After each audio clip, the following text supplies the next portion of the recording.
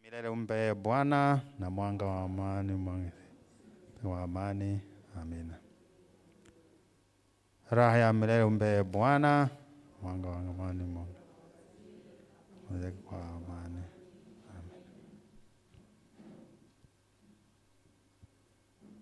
Mungu Mwenyezi, tunakushukuru kwa kutujalia siku hii njema ambao umetuwezesha kukusanyika hapa kwa mkutano wetu sisi kama members wa self help group ya St. Francis of Assisi. Na kushukuru kwa mambo mengi ambayo umetujalia, umetupatia nafasi ya kuja pamoja na kuweka pesa hapa ndio wananchi wako waweze kujimudu kimaisha na pesa mifukoni mwao. Tunakushukuru kwa yote ambayo imefanyika hapa, wale ambao wametuandalia hiki kikao, fanya kazi wetu wote ambao wanajitahidi, ambao wanafika asubuhi na jioni wakiangalia fedha zetu. Naombea hata na board members ambao kila wakati wanakuja kwa mikutano kuangalia policies za social promotion and register trust kama zinatekelezwa. Na members wetu wote wale ambao wako na imani na self help group yetu, tunakuomba Mungu Mwenyezi tujaze na Roho wako Mtakatifu ile yote ambayo tutakayoweza kujadili hapa kwa imani na kuelewana. Utuweke tuwe kitu kimoja na maswali mengine ambayo hataweza kuelewa. Tujalie Roho wako Mtakatifu ndio aweze kutufunulia yote. Tukae kwa umoja, tukae kitu kimoja. Ndio sisi tuwe mashahidi wa neno lako. Ndio mambo yote ambayo tunayofanya iwe ni kwa manufaa ya sisi sote na manufaa ya kanisa. Ndilo jina la Bwana liendelee kutukuzwa. Na tunaomba haya yote kwa njia ya Kristo Bwana wetu. Kwa jina la Baba na la Mwana na Roho Mtakatifu.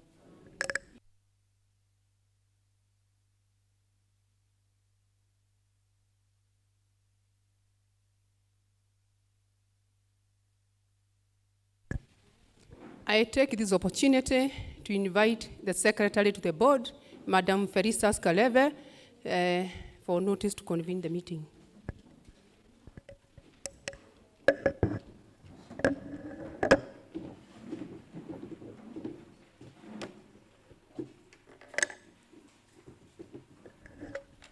Good morning, everyone.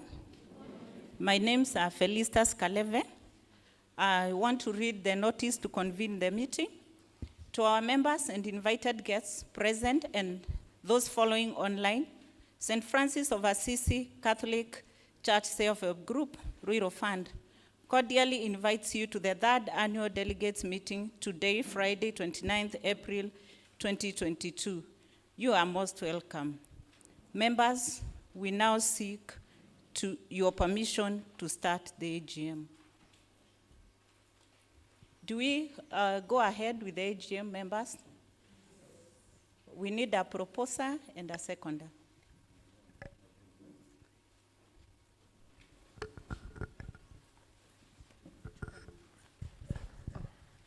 Good A morning, proposer members. and a seconder. Okay. A member number 33, 1686.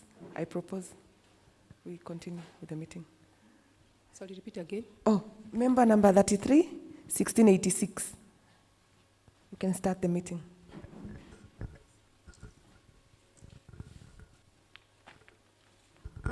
God is good.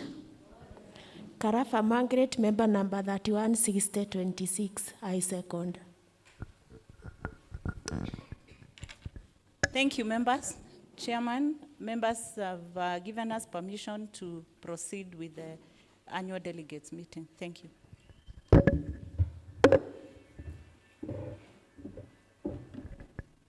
Chairman, karibu. So that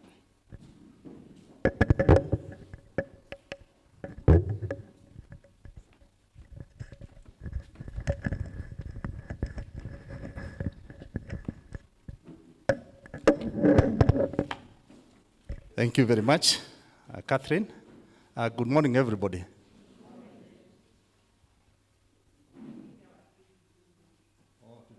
Okay, sasa. So tunauliza members, kuna wengine hawasikii Kizungu, hivyo tujaribu kuchanganya. Ni sawa? Is it okay? Asante sana kwa kusemea wengine. Wengine wanaogopa, lakini hii fund tulisema ni ya kila mtu, si ndio? Asante sana. Kwa majina ni James Manudhu. I'm the board chairman of St. Francis of Assisi Ruiru, a self-help group. On behalf of, kwa niaba ya board ya St. Francis, nachukua nafasi hii kualika wanachama wetu wote, delegates ambao wako kwa hii mkutano, na pia wale wanaangalia kupitia kwa YouTube, nyumbani, virtually. Jana walitumiwa the link, na ninadhani kulingana na vile nimeona wameanza kuingia, na wakaribisha nyote kwa mkutano wa 3 wa annual delegate meeting ya St. Francis of Assisi. Nachukua nafasi hii kwanza tuko na wageni ambao tuko na wao hapa. Tuko na Director Caritas Nairobi, Sister Mary Mbashi, tumpigie makofi, na pia Aviv. That is the Director Caritas Nairobi. Tuko na Father Paroko ambaye pia ni patron wa hii fund, Father Charles Joroge, tumpigie makofi. That is the father in charge of Ruiru Parish, who is also the patron of the self-help group. We also have, tuko na our legal counsel, Mr. Mira. Huyo ni wakili wa fund, asimama Mira wakuone. Huyo ndiye anashwakili wa fund. Saa ile mnaona hii mambo tunafanya, hata ile mjengo tunafanya kule yote, atatuelezea vile tutakuwa tukiendelea.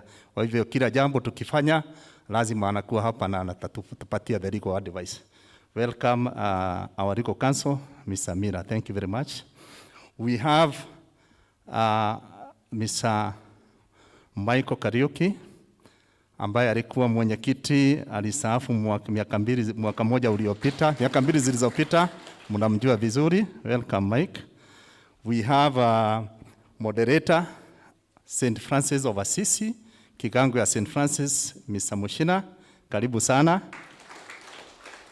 Tuko pia na moderator wa CMA, Mr. Augustine Njue, karibu sana. Tuko na Sara Ayesa ambaye alikuwa board member na aliretire mwaka uliopita. Kuna wageni wengine ambao tunatarajia ambao hawajafika. Pia tuko na Mary ambaye she's a auditor ambaye alitufanyia from Caritas Nairobi. Mpigieni makofi. Kuna wageni wengi ambao hawajafika siku ya leo. Sorry, we have a nilikuwa nadhani tumemaliza, lakini nataka tumalize na yeye. We have a chairman, Caritas Microfinance Bank, Mr. Patrick Kenyori. Na sijui ni wangapi member wa Caritas Microfinance Bank, nisiwe nimemuita hapa na hakuna member ambaye ni member wa Caritas Microfinance Bank. Wako? Kuna mmoja hapo, na vio kuna wengine, na pia hao board members ni members. So tuna around 20 members who are already present, chairman. Ndio nikikuja kidiocese nisianze kupigwa, tunasema Caritas Microfinance Bank na hakuna members hapa, na wengine bado wanakuja sababu unajua jana kulikuwa na mvua, and it's normal with Kenyans once we are given public holiday we really enjoy ourselves. Kwa hivyo watu watajaza hii nini. Kwa hao na wale members wote wetu ambao wako nyumbani na wale wako hapa, na wakaribisha katika mkutano huu wa leo wa third annual delegate meeting. Karibuni sana.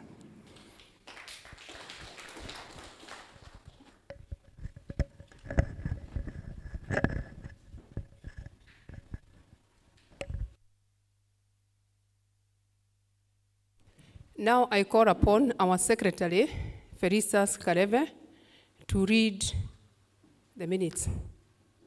Thank you, Chairman.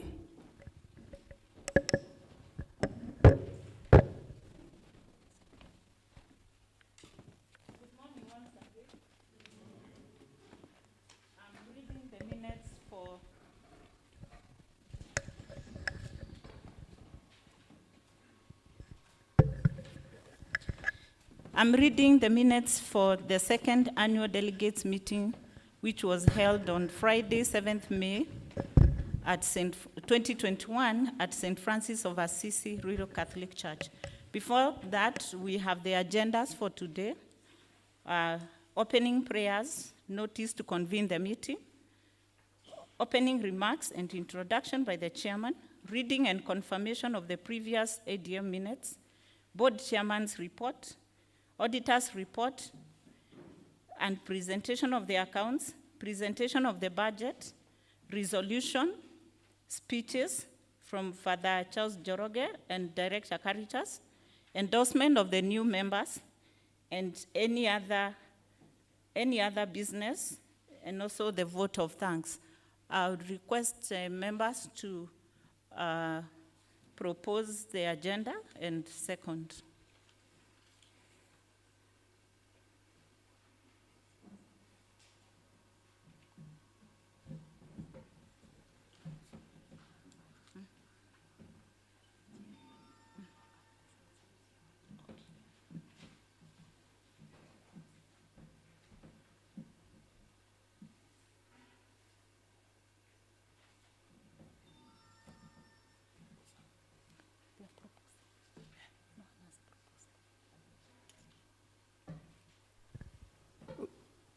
Tunagojea proposer and seconder.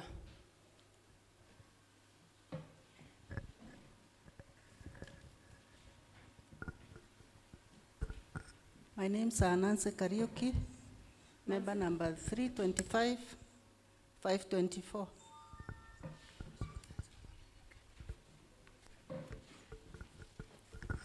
I'm Lafaru Jugono, member 321, 729.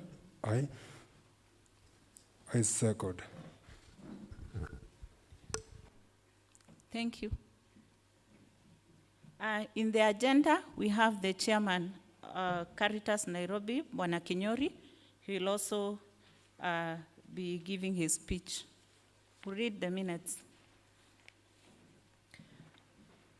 Members present, we are board members, Mr. James Manudu, board chairman, Sister Mary Bashi, Director Caritas Nairobi, Reverend Father Charles Joroge, board patron, Ms. Catherine Nyawira, Vice Chairperson and Chair Lady Capacity Building and Strategy, Mr. Mike Kariuki, Chairman Finance and Budget, Mr. Anthony Mugo, General Manager Ruiru Fund, Ms. Lucy Kamiri, Member Capacity Building, Strategy and Development, Ms. Sarah Ayeta, Member Finance and Budget, Ms. Joan Kabura, Member Risk Audit and Compliance, Ms. Felicitas Kaleve, Board Secretary and Chair Risk Audit and Compliance.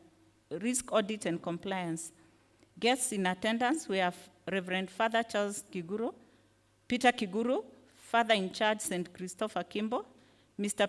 Peter Mwarango, Moderator St. Francis of Assisi, Ruiru Parish, Ms. Margaret Njane, Moderator CWA Ruiru Parish, Mr. Mila Bwire, Echesa and Bwire Advocates, Lawrence Kiogora, Thika Zone Chairman, Eric Gishobi, Economic Empowerment Program Coordinator, Caritas, Moses Nyakwemba, Internal Auditor, Caritas Nairobi, Evelyn Mwangi, Internal Auditor, Caritas Nairobi, Ivan Kabwe, Capacity Building Coordinator, Caritas Nairobi, Dr. Zachary Gadhara, new board member, Boniface Bugwa Kabwe, new board member. Minute number 1, preliminaries. The meeting started with a word of prayer led by Father Charles Njoroge. He also read the word of God from the Acts of Apostles. Minute number 2, notice convening the meeting. Chairman Mr. James Manuthu welcomed members and all the invited guests to the second annual delegates meeting, which was held virtually. Thereafter, he called the Secretary, Felicitas Kaleve, to read the notice to convene the meeting. Members present virtually agreed unanimously that the annual delegates meeting to proceed. Agendas were as follows: opening prayers, notice to convene the meeting, opening remarks and introduction, reading and confirmation of the previous annual delegates meeting, minutes, board chairman's report, auditor's report and presentation of the accounts, presentation of the budget, resolutions, speeches, Patron Father Charles Njoroge, Ruiru Dean, Father Peter Kiguro. Address by the Director Caritas Nairobi, Sister Mary Bashi, appointment of new board members, any other business, vote of thanks and closing prayers. Minute number 3, opening remarks and introduction. Chairman Mr. James Manuthu welcomed the members present virtually. He also recognized all the invited guests. Members were requested to list all queries and ask questions after presentation of all reports. Minute number 4, reading and confirmation of the previous minutes. The Secretary, Felicitas Kaleve, read the minutes of the previous annual delegates meeting. They were proposed by Mr. Lawrence Muga, member number 301-590, and seconded by Teresia Mureithi, member number 300137.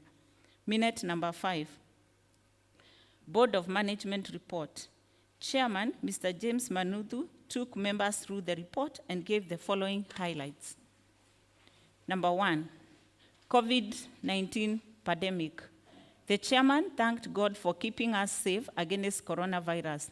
He further passed a message of heartfelt condolences to those members who were affected directly and indirectly by the pandemic.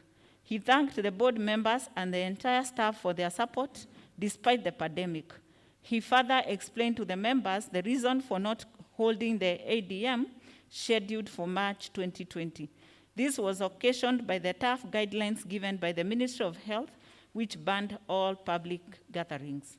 He cautioned the members to continue adhering to the Ministry of Health guidelines, as we are not yet out of the woods. He urged members to continue praying to God to give wisdom to researchers, doctors, and all the people involved in invention of cure and vaccines to be able to eradicate the pandemic. Number 2, review of year 2020. In the year 2020, the institution was not able to achieve much in terms of membership, share capital, and revenue due to the pandemic. Some members closed their accounts, others were not able to pay their loans, and some were given moratorium in order to reorganize financially, which had a negative impact to our income. However, the membership grew from 21,435 to 22,889. Total assets grew by 5.7% and the total income by 5.3%. The institution remains strong and stable financially despite the challenges of the pandemic. He thanked the members for their continued support during these hard times and echoed that the future is bright for the institution and the membership. You can see from the table below how the membership grew and the assets and the earnings. We go to number 3, milestones. Construction of plot 173, a 14-story landmark building, the Fund Mall in Ruiru Town, commenced on 25th May 2020 after 22 years of struggle.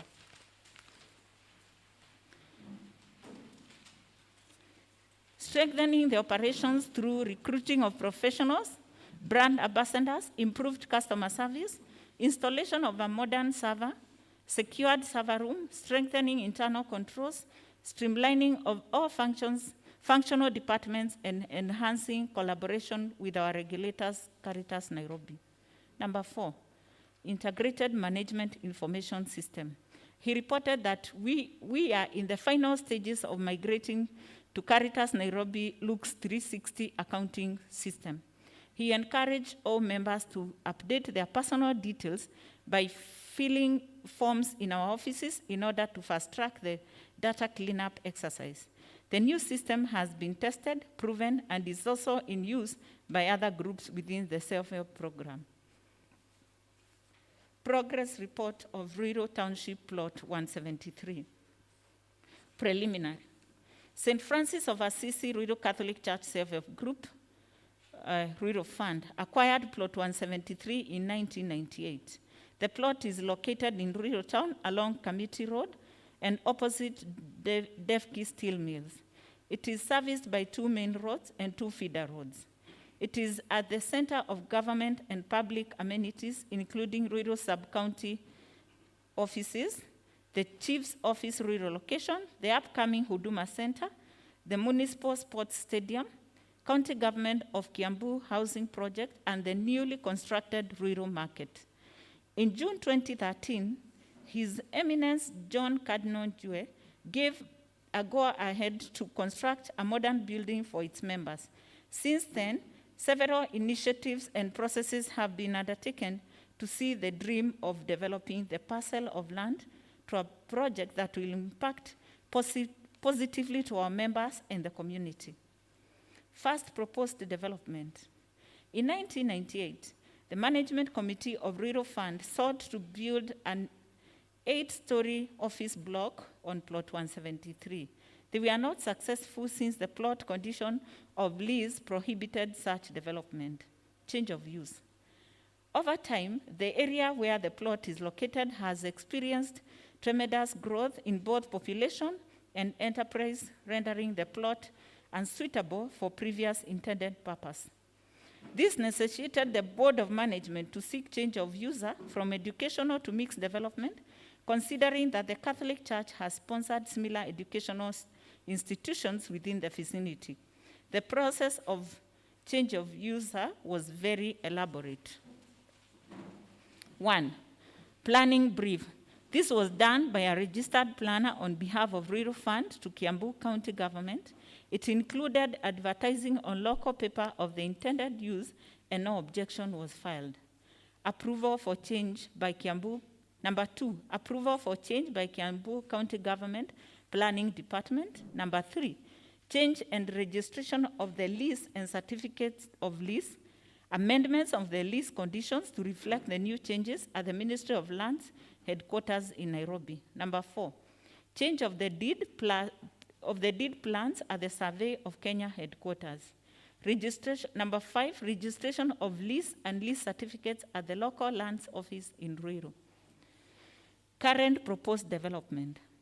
After evaluating development options, the board contracted a consultant to carry out a feasibility study on the best development that would have a short-term return on investment and a successful business. The professional consultant advised the construction of a modern mall, which would have a mixed development consisting of commercial lettable spaces and fully serviced apartments.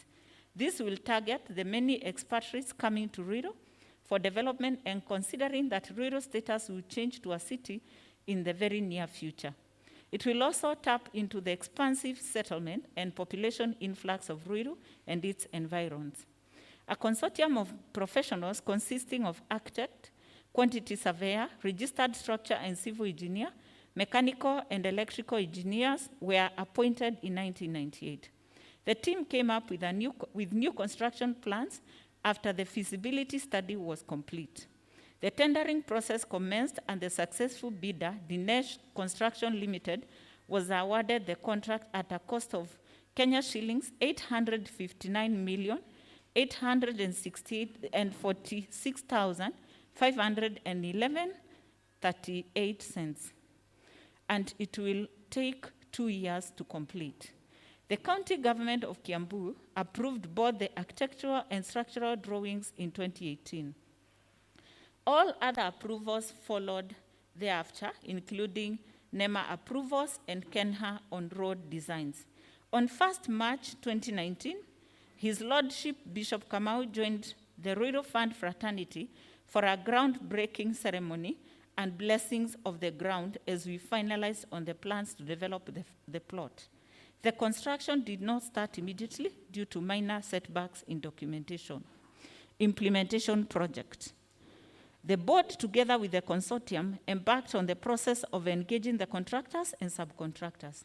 After a rigorous process guided by the Public Procurement Act that took 4 months from December 2019 to April 2020, the consortium consisted of the following: Form Space Alliances Limited, architect Mr. Michia; Paul K. Gugi and Associates; Quantity Surveyors, Mr. Kamatu; Zinochem Consulting Engineers; Civil Structure and Engineers, Engineer Jao Joka; Chem Associates; Mechanical Electrical Engineers, Engineer Kibunja. The following were the firms awarded tenders to the construction of the Fund Mall: Dinesh Construction Limited, main contractor; Trident Plumbers Limited, mechanical subcontractors; Master Power Limited, electrical subcontractors. The construction commenced on 25th May 2020 and is expected to cost 859,846,511.38 for a period of 104 weeks by 25th May 2022. The serviced apartments will be furnished after completion of the project at a cost which will be determined later. Project funding. There has been several recommendations on how to fund the project. After the board did a survey and engaged experts, equity placement was agreed would be the best strategy for financing. This would ensure the fund liquidity and operations are not affected.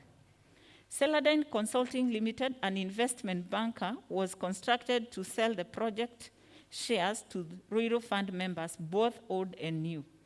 The process started on 3rd of June 2020, and to date, the project funding has realized 243,071,870 as at 31st December 2021. He therefore appealed to the members to continue buying shares to cover for the deficit of 616,774,641.38. Ownership structure. The ownership structure will be as follows: Ruiru Fund, 30% shareholding; Ruiru Fund members, 50% shareholding; church and church-affiliated institutions, 20% shareholding; total 100%. It was resolved the register to be closed as at 30th May 2020, and the members interested to buy shares can purchase at a price of Kenya shillings 200 per share, while any new member from 1st June 2020 joining Ruiru Fund shall purchase at a price of 300 shillings per share. Church and affiliated institutions to buy at a price of 300 per share. Sorry. There will be an introduction of over-the-counter trading, that is OTC, at the institution, and members will be able to buy and sell shares amongst themselves. This strategy is to create liquidity for the shares, and hence members will benefit through buying and selling of shares. This will be done after closure of the share sale. Impact assessment. The project will have a huge impact to the institution, its members, and all the stakeholders. The return on investment is estimated at 7 years. The sale of project shares will increase membership of Ruiru Fund, since one has to be a member in order to buy project shares. This will also boost the institution growth. Ruiru Fund shall contribute 30% of the total cost of the project. Members who will not be able to invest individually in project will still earn from the project through the institution's dividends, earning which will be part of the distributable income to its members. However, we urge all our members to invest directly to the project. Success story of the project. The project has 4 levels. 1, a sub-basement with ample parking. 2, 6 commercial floors with banking halls, supermarkets, eateries and restaurants, ATM lobbies, conference hall, and swimming pool. Number 3, 2 floors high-level parking to serve clients occupying 9th to 14th floor. Number 4, 6 floors of serviced apartments with 73 studio fully serviced apartments. After a thorough market survey, we have several interested enterprises willing to take up our space after completion of the project. They include Tusky Supermarket, Naivas Supermarket, Carrefour Supermarket, Caritas Microfinance Bank Limited, Safaricom, KCB, and Cooperative Bank, and several hospitals.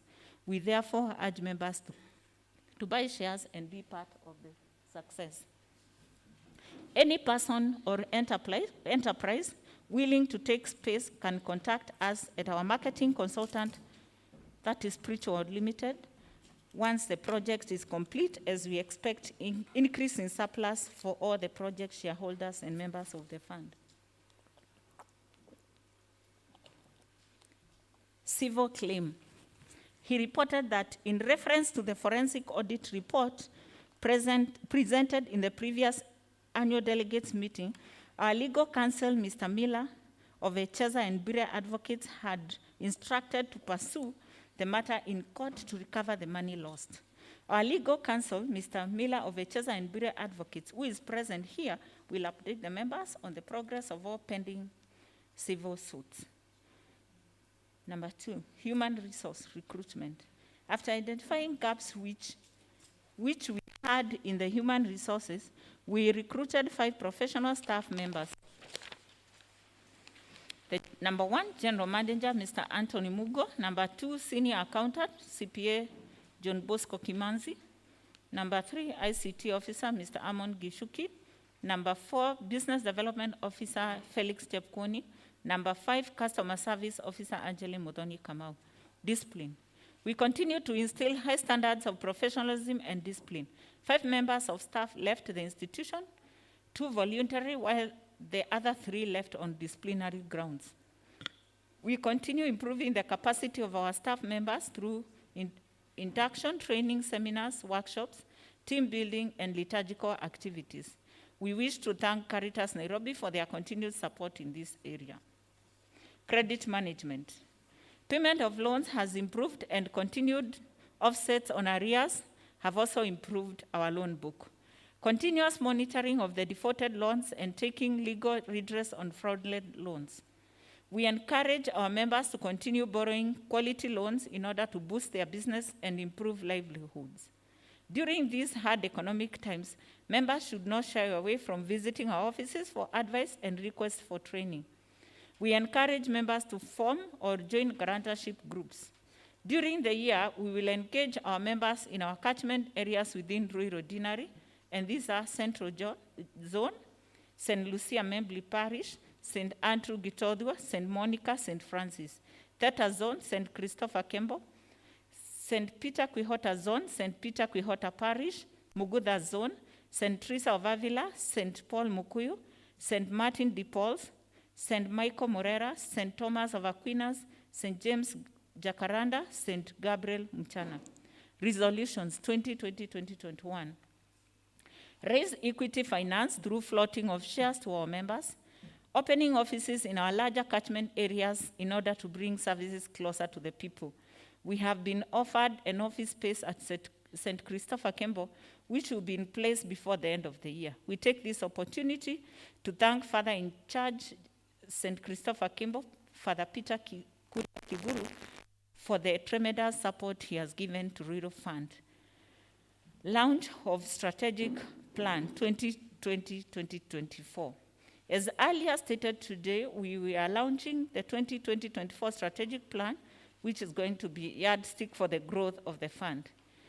The chairman's report was proposed online by Anthony Juguna, member number 34118, and seconded by Ms. Margaret Njane, member number 33266. Auditor's report and presentation of the accounts, that is minute number 6. The audit report for the year 2020 was presented by Evelyn Mwangi, auditor from Caritas Nairobi, which informed members that proper books of accounts had been kept and financial statements presented to the members were true and fair view of the position of the fund. Minute number 7. Mr. Mike, budget presentation. Mr. Mike Kariuki, the treasurer, took members through the proposed 2021 budget, which was as follows. Income, loan interest, 96,706,712. That was budget for 2020. Budget for 2021, 99,655,160. Interest on investment, 29,362,017. For 2021, 29,362,017. Other incomes, 18,627,479. For 2021, 15,635,681. Total income for 2020 was 144,696,208.82. Budget for 2021 was total income was 137,480,135. The expenditure.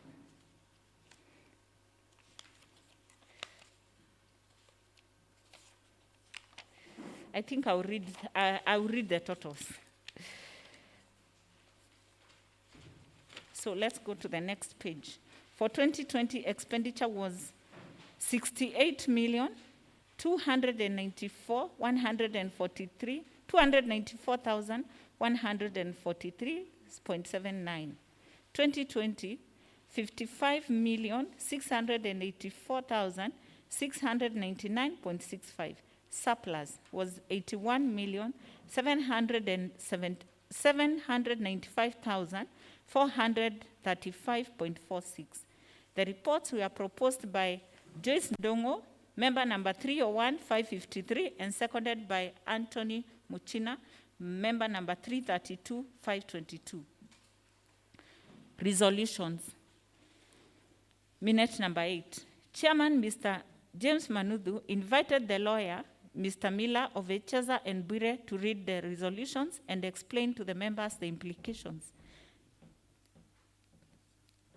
The lawyer explained that not all members of the fund names can be encrypted in the title deed, and therefore Plot 173 will be registered under the Archdiocese of Nairobi to be held as a trust, of which it was necessary to legally finalize the trusteeship. Members were asked to pass the following resolutions for the proper management of the fund. The meeting being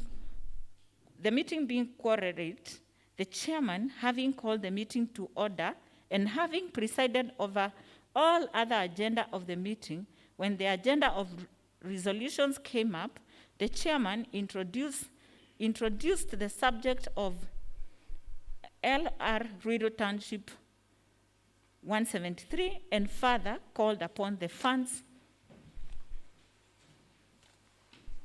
advocates to further explain to members the present developments concerning the property, the membership having been advised of the need to formally and legally secure its proprietorship over the property, LR Ruiru Township 173, which is presently registered and held on the fund's behalf by the Archdiocese of Nairobi, further considering the prejudices in terms of cost for transfer of the property from the Archdiocese to the membership of the fund.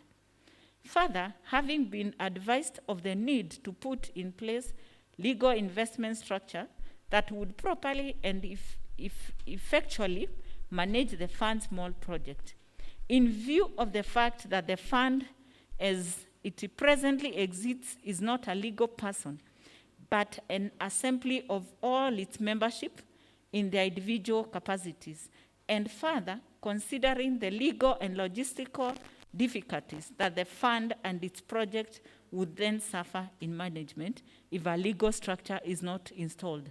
The membership by unanimously now further resolves as follows. 1, that LR number Ruiru Township 173, the property continues to repose under the Archdiocese of Nairobi to be held in trust for the fund.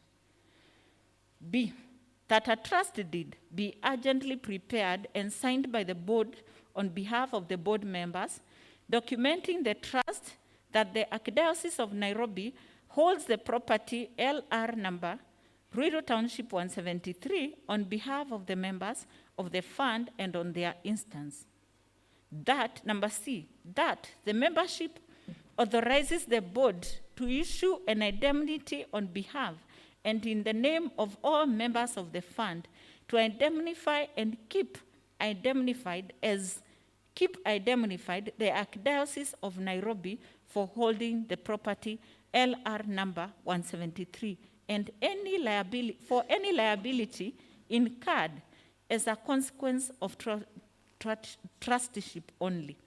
D, that the management of the mall project currently owned and being constructed by the fund on LR number Ruiru Township 173 be undertaken on behalf of the fund and its membership by a limited liability company to be incorporated and styled under the name Fund Mall Limited.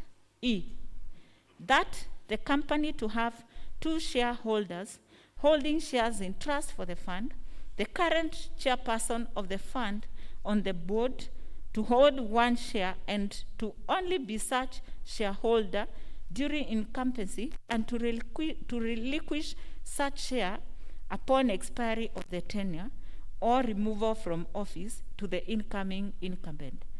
The second shareholder to be the resident father, who is also the patron, to hold 1 share, to only do so for the period of incumbency and relinquish to the incoming father and patron upon transfer or on ceasing to be the resident father and patron. The transfer shall be to the incoming father/patron. F, that the fund board to ensure that the fact of trustee ownership above is duly captured and borne in the articles of association of the company. That the board of directors of the company be as shall be determined by the fund board and will be composed of a minimum of 7 members and a maximum of 9. Board members, provided that there be a minimum of 2 members of the fund board, other than the chairman and the patron on the board, provided further that one of the nominated 2 members is the representative of Caritas Nairobi. The other representatives of the board be 1 representative of the Archdiocese of Nairobi, Social Promotions Registered Trustees, SPRT, and 1 representative of the Archdiocese of Nairobi. That the membership of the fund, the beneficial owners of the property, LR number Ruiru Township 173, hereby authorize the Archdiocese of Nairobi, the trustee, to issue a long-term lease over the property to the incorporated entity, the Fund Mall Limited, of initially a period of 50 years on peppercorn consideration, which shall be renewable and shall continue until otherwise revoked by the fund. Legal cases. 85 million case.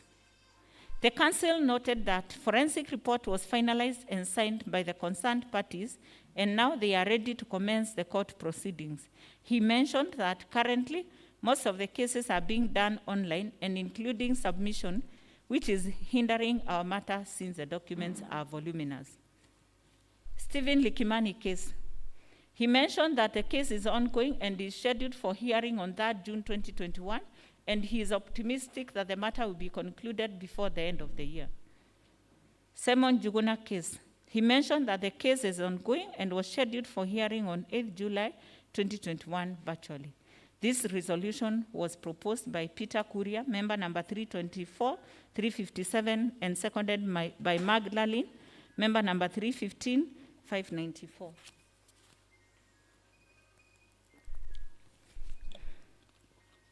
Minute number 9, speeches. Father in charge, Father Charles Njoroge, started by informing the delegates that he is the father in charge as well as the patron of the Ruiru Fund. He thanked the board members for the cordial relationship that they have been having with Caritas Nairobi. Minute number 9, address by the Director Caritas of Nairobi. Sister Mary Mbashi started by thanking members, delegates from various regions for availing themselves virtually. She also congratulated the board for having the annual delegates meeting virtually, despite the COVID-19 challenges. She said that the membership was growing every year, and savings and investments were also growing every day, meaning good work has been done by the management and as a team, the GM and the staff as a whole, and also other leaders of other groups who work in Ruiru Fund. She said that Ruiru Fund is on the right track, even though we had challenges, which you can say the fund is stable because of the following positive points. 1, Ruiru Fund has committed memberships who do not need to be pushed to invest. Number 2, potential and positive growth. Number 3, Ruiru Fund is the strongest group among 195 groups within Archdiocese of Nairobi Social Promotion Registered Trustee. Number 4, ownership. Members feel they are part of the fund and have a sense of belonging. Number 5, negative politics have been minimized, and this has given the board an opportunity to continue working without issues. She encouraged members to continue supporting and embracing the fund. She also urged the board to work on the following. Work on ICT in order to close the gaps. Fast-track the process of human resource restructuring. She reiterated that we cannot compromise professionalism and credibility with personal interests. We should develop goodwill to work on them to transform Ruiru Fund. Continue working together on transformation of Ruiru Fund operations to the required standards. Enhance our efforts to use the developed policies. Members to continue working together in terms of development of Plot 173. Continue buying shares to enable the management complete the construction work of the Ruiru Fund Mall. She finally thanked the retiring board members, Sarah Yeta and Mike Kariuki, for the good work they had done for Ruiru Fund, having served for 7 and 8 years respectively. She reiterated that the Archdiocese of Nairobi Social Promotion Registered Trustee had developed the criteria of nominating board members in order to promote professionalism. The requirements are as follows. Must be a member of Ruiru Fund, not less than 2 years. Be a practicing Catholic. 3, unquestionable history and supported by CRB. 4, wide knowledge in financial management, accounts, and business. 4, working in institutions at the management level, not less than 5 years. 6, minimum shares of not less than 300,000. 7, uphold integrity. She introduced the 2 incoming members of the board. That is CPA Dr. Zachary Mwangi Gadara of St. Teresa of Avila. He was proposed by Susan, member number 334551, and seconded by Francis Kitetu, member number 337529. CPA Boniface Mbugua Kabwe of St. Martin de Paul's. He was proposed by Cecilia, member number 300003, and seconded by Shadrach Kamau, member number 334120. Sister Mary Mbashi requested Mr. James Manudu to be allowed to serve as the fund chairperson for an extra 1 year for proper succession planning. This was proposed and seconded by Samuel, member number 339161, and Matthias Wamboi, member number 391772. Questions and answers. Question number 1. Can one book shares and pay later? Answer. Yes, visit our offices for further advice and payment plan. Question number 2. Can the title deed be used as one's security? Answer. No, this is not allowed according to the Archdiocese of Nairobi Social Promotion Registered Trustee Guidelines. Question number 3. Why does it take so long to get a loan while previously it was easy? Answer. Loans were not being appraised before, and there were no checks and balances. Question number 4. Why are loan documents not available if a former member needs them? Answer. The archive is being restructured in order to keep all documents safe, clean, and readily available when required. Question number 5. What method was used in calculating the surplus? Answer. The method used was weighted average. Minute number 10. Vote of thanks / appreciation. The General Manager, Mr. Anthony Mugo, gave the vote of thanks.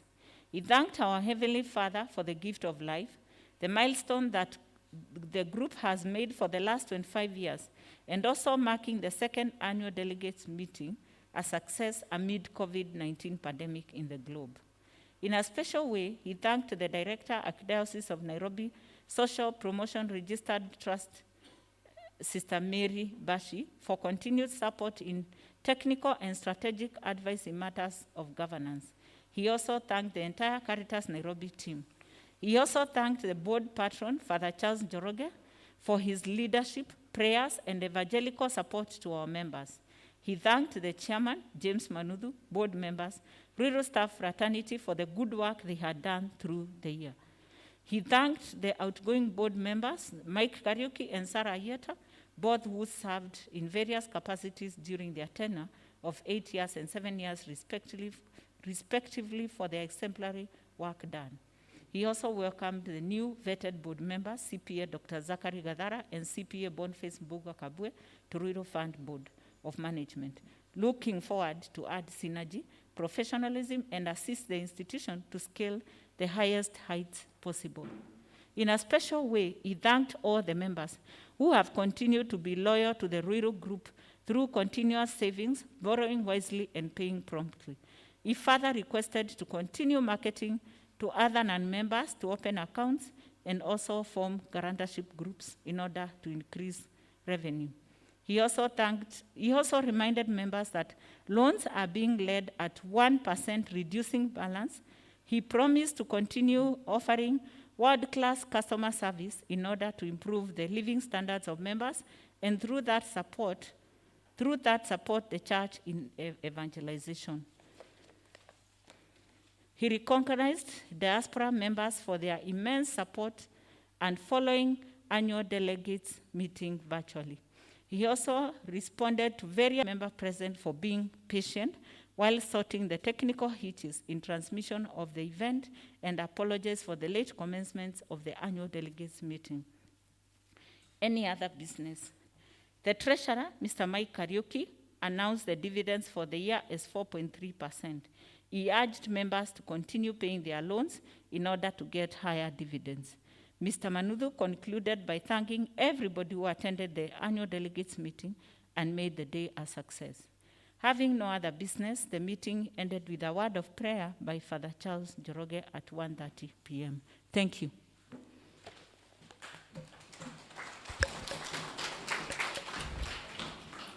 Naomba tutapiga faktorio 3 za nguvu. Ni kweli? Tutapiga? Si ametusomea vizuri?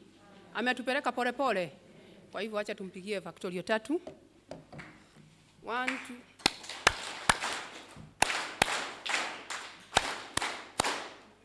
Asante. Sasa tunachukua hii nafasi. You may allow me to recognize the presence of our dean. Sorry. You may allow me to recognize the presence of our dean, the parish priest, St. Christopher Kibo, Father Peter Keguro. Naomba ajihisi nyumbani, and you can wave the crowd. Na wale wageni wengine wote wamefika na wale wanaendelea kuingia bado mjihisi nyumbani. And as we continue, each of you have a booklet and a pen. Tunaomba those following online to register their questions. And those present here, you write your name, your membership number, so that when we get to the question time, tutaweza kila swali itaweza kujibiwa vilivyo na ile section itakuwa inahusika. Sasa tunaelekea kwa I am looking for proposer and a seconder for what the secretary has read for us. Naomba watu wajitokeze tupate proposer na seconder.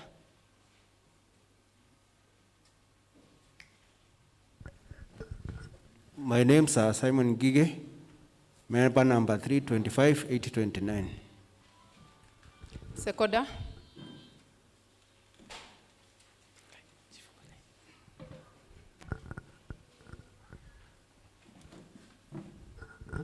Amjambo. Hatujambo. Jina langu ni Masharia Kaniki, member number 32. I second. Sasa tunasema ni asante na ninahimiza tena juu ya as I advised you earlier that we are strictly following the containment measures for COVID-19. Ndio tunahimiza muandike maswali. Wakati ukifika tutachukua as we continue. Wale wako hapa kuna wale watahudumia hiyo maswali ndio na kwa hivyo mjihisi nyumbani wakati utafika, so make use of that notebook that we gave you. If you have any question, ask your question. Na sasa nataka kuchukua nafasi hii tumkaribishe, na naomba tumkaribishe kwa makofi chairman wetu. Karibu chairman, Bwana Manugu, you are most welcome. Thank you very much, Catherine. At this juncture, nataka kuwakaribisha wale ambao wote wako hapa kama vile nilikuwa nimesema hapo mbeleni, na wale wanatazama kwa njia ya YouTube. Karibuni. Kwanza nachukua nafasi hii kurecognize Father Njoroge, our patron, Sister Mary Mbashi, Director Caritas Nairobi, Mr. Peter Kenyori, Chairman Caritas Microfinance Bank, Dean Ruiru Dinari, and also Father in Charge, St. Christopher Kimbo, Father Peter Keguro. Pole kwa safari, nasikia ulikuwa mbali sana, and you have been able to make it. Thank you very much. Our legal counsel, Ms. Amira, Dr. Moshinda, moderator, PPC, St. Francis of Assisi, moderator CMA, Ms. Agustin Jue, Caritas, a technical team. I can see we have auditor Mire Mungai. All members here present, invited guests, and also the members who are following online. Because of the request from our members who they say we should try mix both languages, I'll try my best to take also care of the ones who are not able to understand English, so that we can simplify, because fund is owned by all members regardless of their status in the society. On behalf of Board of Management of St. Francis of Assisi Self-Help Group, I welcome you all to the third annual delegate meeting. Kwa hivyo nawaalika wote kwa mkutano wa tatu wa wanachama wa Ruiru. Introduction. In the financial year under review, we were able to achieve the following. Pioneer Mass was celebrated in 2021, where 25 CWA women, that is Catholic Women Association, who started the fund, were appreciated in line with celebration, Silver Jubilee celebration of 25 years. Hao ni akina mama wale ambao tunasema fund ilianzishwa na akina mama 25 na tuliweza kukusanya hata wote na tukaweza kuwa na ibada na pia tukaweza kuwa na sherehe ya kuwa appreciate sababu isipokuwa ni wao walianza kufanya hii fund na shilingi 20 hatungekuwa mahali tumekuwa. Kwa hivyo tuliona ni mzuri tukicelebrate our silver jubilee of 25 years tukaweza kuwa na wao na waliweza kufurahi sana, na naona wengine bado wako hapa. Mother to late Father Mwaura, kwa nimemuona mahali, sijui kama ni kwa misa. Ni kwa misa, alikuwa kwa misa ya asubuhi, was also part of the 25 women. During the year, we recruited several staff in accounting and operational department. Several corporate social investment activities, CSI, were carried out during the year, such as Mbukoyo Primary School and Dhome Primary School. Hata tukisema tuko hapa ndio tuweze kutengeneza pesa, pia lazima tuweze kurudisha kitu kwa society ambayo tunakaa naye karibu, na tuliweza kupewa request mbili ya Mbukoyo Primary School na Dhome Primary School ambao choo zao zilikuwa katika hali mbaya sana, na mkiangalia hiyo picha tumepigwa hapo na watoto, tukaenda tukatengeneza hizo choo tukishirikiana na Caritas Thika Zone. Kwa hivyo hata kama tukiendelea na mambo yetu hapa, lazima pia tunaangalia mambo ya masilahi ya wale ambao tunakaa na wao kwa society, na hata katika mwaka huu bado tutaendelesha hiyo mipango, lakini sasa imebadilika kidogo. Tunataka kuangalia zile jamii ambazo hazijiwezi kama wale orphans tuweze kuwasaidia, na wale watu hawezi kujisaidia kabisa, lakini hiyo ni mpango ambayo tutafanya kupitia kwa kanisa, all the parishes. Ukiona case need kama hiyo inakuja kwa father, alafu kuna ile committee inaitwa Peace and Justice pia inachunguza, inaona hiyo kama maneno ni mzuri, ndio tunaweza kusaidia. Kwa hivyo hii mwaka we want to build the capacity ya wale watu ambao tunakaa na wao. We don't want to do infrastructure, and also is in line with the new directive from Caritas Nairobi. Additional offices were acquired and partitioned in order to accommodate various business functions such as loan recovery, business development. Currently it's in use. The implementation of the strategic plan 2020-2024 is on course. Tulipata katika suggestion box kwa wanachama kwamba mahali tunahudumia watu imekuwa nafasi ndogo na fund inazidi kukua. Kwa hivyo tuka request parish through Father Njoroge, na tukaweza kupewa nafasi nyingine huko juu, ambapo sasa tumehamisha general manager na ile ofisi ya secretary itahama kule chini, ndio tuenze ile congestion iko kule kwa loan, at least iweze sasa kuona mahali pengine wanaweza kuwa wanasaidiwa. Hiyo inalingana na suggestion ambayo members wetu waliweka kwa suggestion box. COVID-19 pandemic. Effects of the 3 waves of COVID-19 pandemic, that is Delta, Alpha, and Omicron, continue to be felt with high loan default rates and withdrawal of member deposits reported. Several members restructured their loan repayment plans. This has necessitated the provision of non-performing loans of 7 million. We encourage our members to improve their obligations as the economy gets better. Katika mwaka wa 2020 na pia mwaka ambao uliopita, tunajua wanachama wetu wamekuwa na changamoto mingi sana sababu ya ugonjwa wa COVID. Sio hapa tu, Kenya mzima na dunia mzima kumekuwa hiyo na challenge, na tunajua kila mtu analia economy ni mbaya, sio hapa ni kila mahali. Na kwa hivyo wanachama wale walikuwa wamekopeshwa pesa, wengi walilemewa na kulipa pesa, na hakuna kitu tungefanya zaidi, sababu hata mnajua serikali ilisema watu kama wameshindwa na kulipa loan waende wakaongea na wale watu wamewakopesha pesa ndio waone vile watafanya nini. Kwa hivyo mkiangalia katika hesabu ya mwaka huu, kwa hiyo mambo ya watu kushindwa kulipa loan ambao non-performing is around 438 million. Auditors wetu wamefanya provision ya 7 million ambayo imetolewa kwa surplus. Kwa hivyo mtaangalia hiyo hesabu mkisomewa na auditor, ndio muone kama watu wangekuwa wanalipa vile kulikuwa kunatakikana, surplus ya mwaka huu ingeenda juu zaidi. Lakini sababu ya 7 million imetolewa kutoka kwa surplus, imepungua kuliko vile tulikuwa tunatarajia, lakini hiyo tutasomewa. Tunaomba sasa, uchumi imeanza kurudi kawaida. na tunaomba Mwenyezi Mungu hii ugonjwa haitarudi, hata kama tumesikia inaanza kurudi polepole. Ndio leo tumehimiza wanachama wetu tukiwa kwa AGM, na sio hapa peke yake, kila mtu sasa aanze kujichunga, sababu tunajua hii ugonjwa katika hali ya baridi ndio unaenea zaidi. Kwa hivyo tuweze kujichunga, ndio kama hakuna ugonjwa biashara zitaendelea mzuri na watu wataweza kulipa maroon kulingana na vile inatakikana. During the year, we were not able to do member training and education due to Ministry of Health guidelines.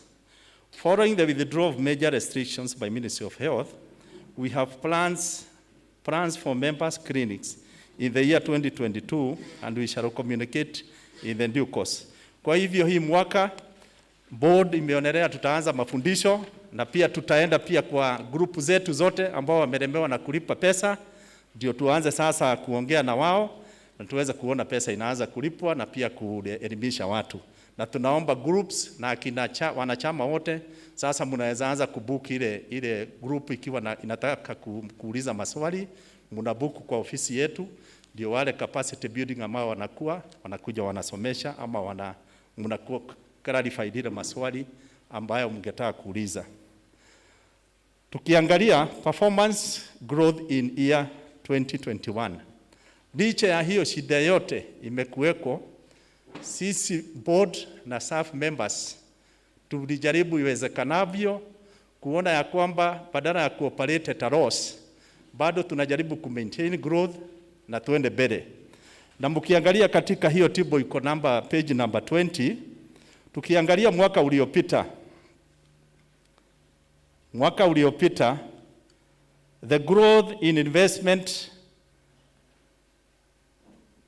was 19%. That is ukiangalia column zako from 579 million 573 to 692,078,403. That is investment ambazo tumewekeza. Mwaka uliopita tulikuwa tumewekeza investment za shilingi milioni 559,593,593. Lakini hii mwaka mkiangalia imeongezeka kwa 19%, na ile investment ambayo tumefanya up to December last year imekuwa milioni 692,078,403. Kwa hivyo hiyo ni ongezeko la 19%.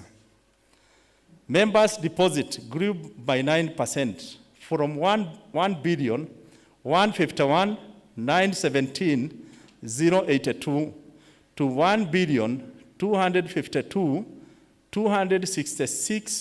1,252,266,220. Kwa hivyo mnaona deposit yenu members imekuwa kwa kiwango ya 9 kwa 100 na kupanda kutoka hiyo pesa nimesema hapo. Membership declined by 3%. That is from 22,889 to 22,219. Kama vile mmesikia ripoti ambayo ilikuwa imesomwa kwa minutes, kuliwa wale members walilemewa kabisa. Na sasa wakaona ile kitu wako naye ni ile shares wako naye kwa fund ndio inaweza kuangalia ile hali walikuwa naye. Kwa hivyo tuliona withdraw ya members, na walikuwa wanasema saa ile because mtu akikuja withdraw tunauliza kwa nini una withdraw, wanasema ndio hatukuwa tunataka withdraw, lakini sisi kulingana na vile uchumi iko imetufikisha mwisho, sasa tunaangalia ile tungefanya. Kwa hivyo hapo ndio tulienda chini kwa membership. Loan portfolio grew by 7% from 916,018,171 to 976,518,420. Kwa hivyo bado watu waliendelea kuchukua loans, na kiwango ya kukua kwa loans ilikuwa kwa 7% kutoka 916 to 976 million. Interest on loans grew by 13% from 58,261,211 to 65,569,881. Hiyo ni kuonyesha kwamba members waliendelea kukopa na ukopaji ukaenea kwa kiwango ya 13 kwa 100. Return on investment grew from 24%, that is from 36,785,162 to 45,454,185.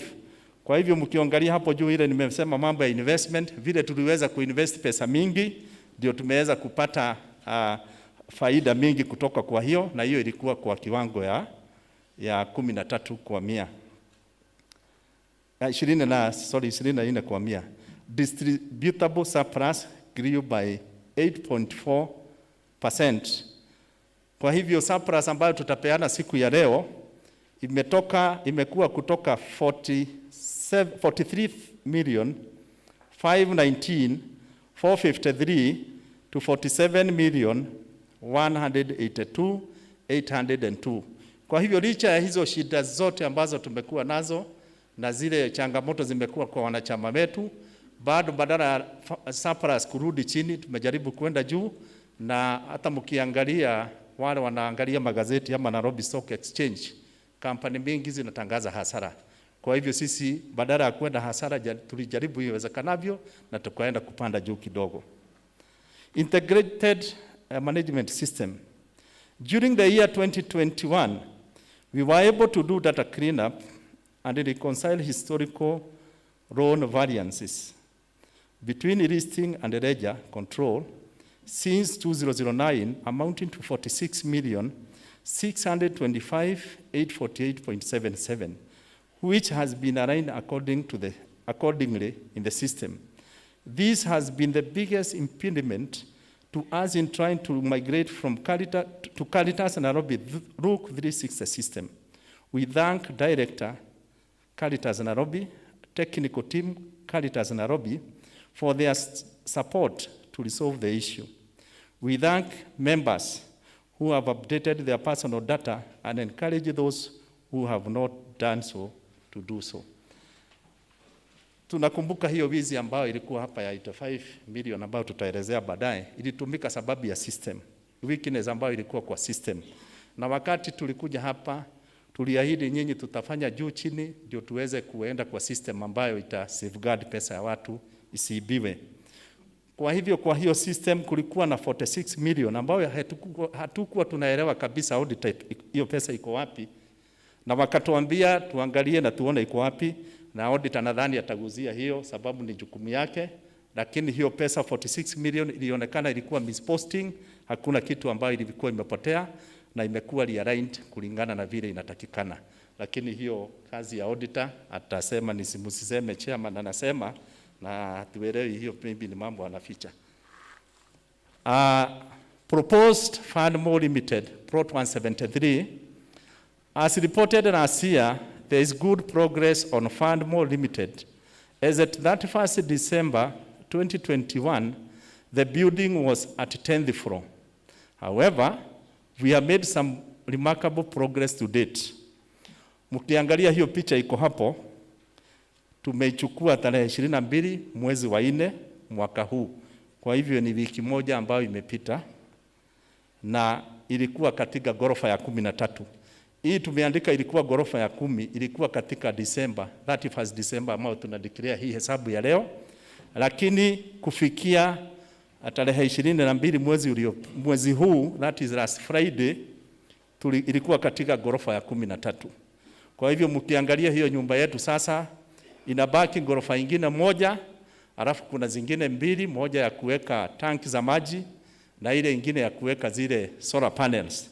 Kwa hivyo nyumba yetu ni kama imemalizika. Lakini sasa ile changamoto tuko naye ni pesa ya kumalizia hiyo nyumba.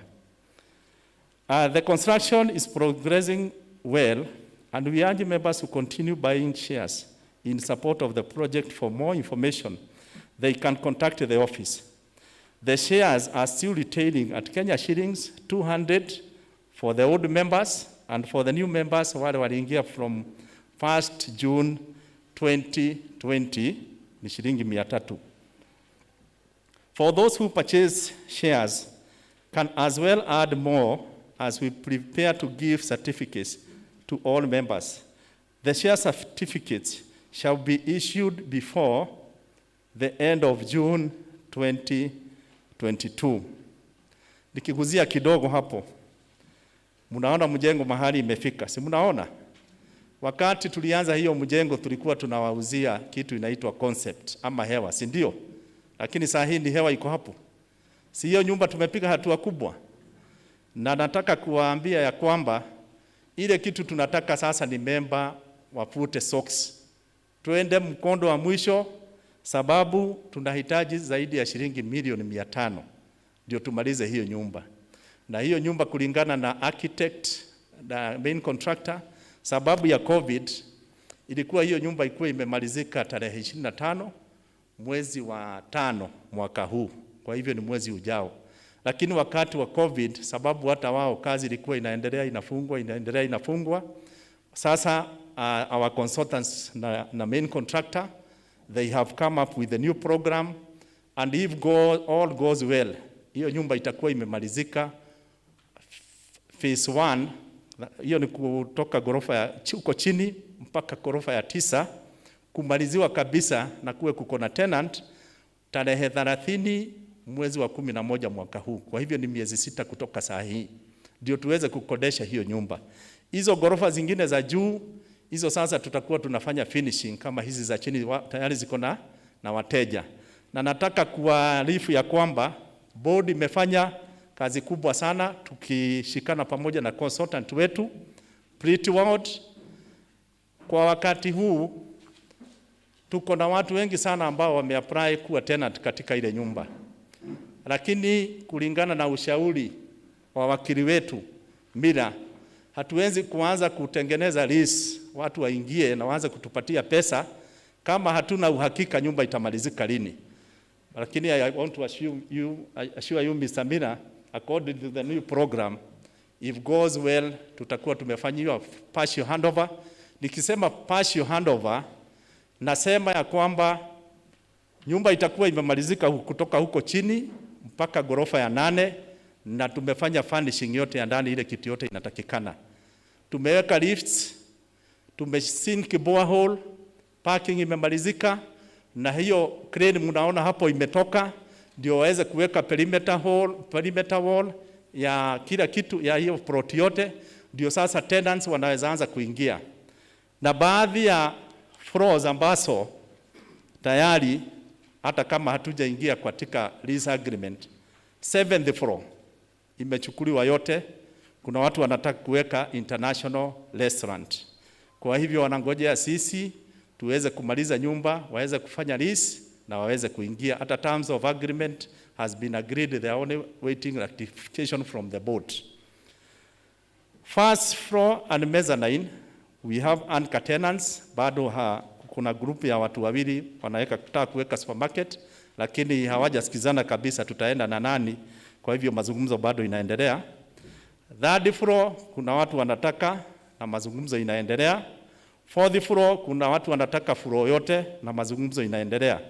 Ile bado hatujaanza kuweka watu ni second floor ambayo tunatarajia itakuwa hall ya banks, na kuna watu pia banks zimeapply, lakini sasa hatujaweka hiyo mambo yote kasi mpaka tuone ya kwamba nyumba iko karibu kumalizika. Kwa hivyo nataka kuhakikishia siku ya leo nikisimama hapa nikiwa mwenyekiti wenu ya kwamba hii nyumba kama tungekuwa tumeimaliza saa hii ingekuwa imejaa. Pigieni makofi. Kwa hivyo I want to assure members, hata kama tumekuwa na changamoto hapa na pale, hii project ikimalizika hata hizi share za fund zitaenda juu sana. Sababu mkiangalia hesabu yetu tunasema 30% ya hiyo mjengo itakuwa return kwa members wa fund wote. Kwa ile surplus inatangazwa leo kama ni 47 million, hiyo itakuwa ile imefanyika hapa katika kwa horo ya kukopesha maruni, si ndio? Na pia sasa tunaambiwa naye mjengo imetuletea kama ni milioni 20 ama ni milioni 15 ama ni milioni 30. Tuko pamoja. Kwa hivyo na wataka kuahidi mununue shares, sababu mwaka huu maybe hakutakuwa na pesa, sababu mnasikia hiyo mjengo watu wataanza kuingia tarehe 1 mwezi wa Disemba. Lakini mwaka wa 2023 tutakuwa tayari tumemaliza hiyo nyumba na tuko na tenant. Kwa hivyo pesa yetu itaanza kufanya nini? Kukua mingi. Kwa hivyo naagiza hata wale members wako online, watu waanze kuweka shares. Watu waanze kuweka shares, na tutazunguka makanisa yote, na pia tumepewa ruhusa na Archdiocese of Nairobi, kuzunguka parish zote za Archdiocese of Nairobi. Lakini hatutaki kufanya hiyo kwanza mpaka tuone members wetu katika dinari ya Ruiru wameweza kuchukua share zile wanaweza zote, ndio sasa ile mabaki ambayo inaweza baki ndio tunaweza kuweka kwenda kwa hizo parishes zingine. Ama mnataka kwenda kwa parishes na nyinyi mkosa shares? Mnataka? Hebu nione wale wanataka kwanza tu concentrate na dinari ya Ruiru, alafu sasa tukimaliza hapo, mkishamaliza kutoa ile pesa yote mnataka, ndio twende kwa hizo parishes zingine within the Archdiocese of Nairobi. Tuchukue mkono nione. Na hiyo mhubirie wale watu wengine. Nadhani tukimaliza AGM tutakuwa na function ya kupeana shares. Kuna hiyo fund limited ambayo iko na directors, haitakuwa iko na directors wake ambao watakuwa kiran, na kuna mazungumzo ya kwamba kupitia ofisi ya Bishop Nairobi tukiweza kuprint hizo shares, tutarequest Bishop through the office of director akuje apeane hiyo share certificate kwa wale wote ambao wamekata zile shares. Na sasa tuingie kwa phase 2, tuanze kufanya nini? Na tulisema hata kama huna pesa unaweza book shares kuanzia saa hii, uone maybe projection yako unaweza pata shilingi 1,100. Sio lazima ukue nazo zote pamoja, lakini unaenda kwa ofisi unafanya hiyo booking ya hiyo share. Hiyo share itauzwa tu ukishindwa kufanya nini? Kulipa. Na unajua kama umebuku hiyo share sasa haiwezi kuuziwa mtu mwingine, si ndio? Kwa hivyo hata kama hauna pesa lakini unatarajia kuona pesa, tunahimiza members wote mtu aingie afanye booking ya share zile anaweza kulipa kuanzia wakati huu mpaka mwisho wa Novemba, ndio sasa uanze kulipa polepole. Sasa ukipita tarehe 1 Disemba, hapo ndio tunaweza sema sasa umeshindwa kulipa, sasa tunaweza fanya nini? Tunaweza enda kuuzia watu wengine. Si hiyo mmeshika? Najua hiyo swali imeulizwa sana, na nadhani sasa iko clear ati share tunaendelea kufanya nini? Na mtu anaweza buka au akilipa nini? Polepole mpaka mwezi wa 11.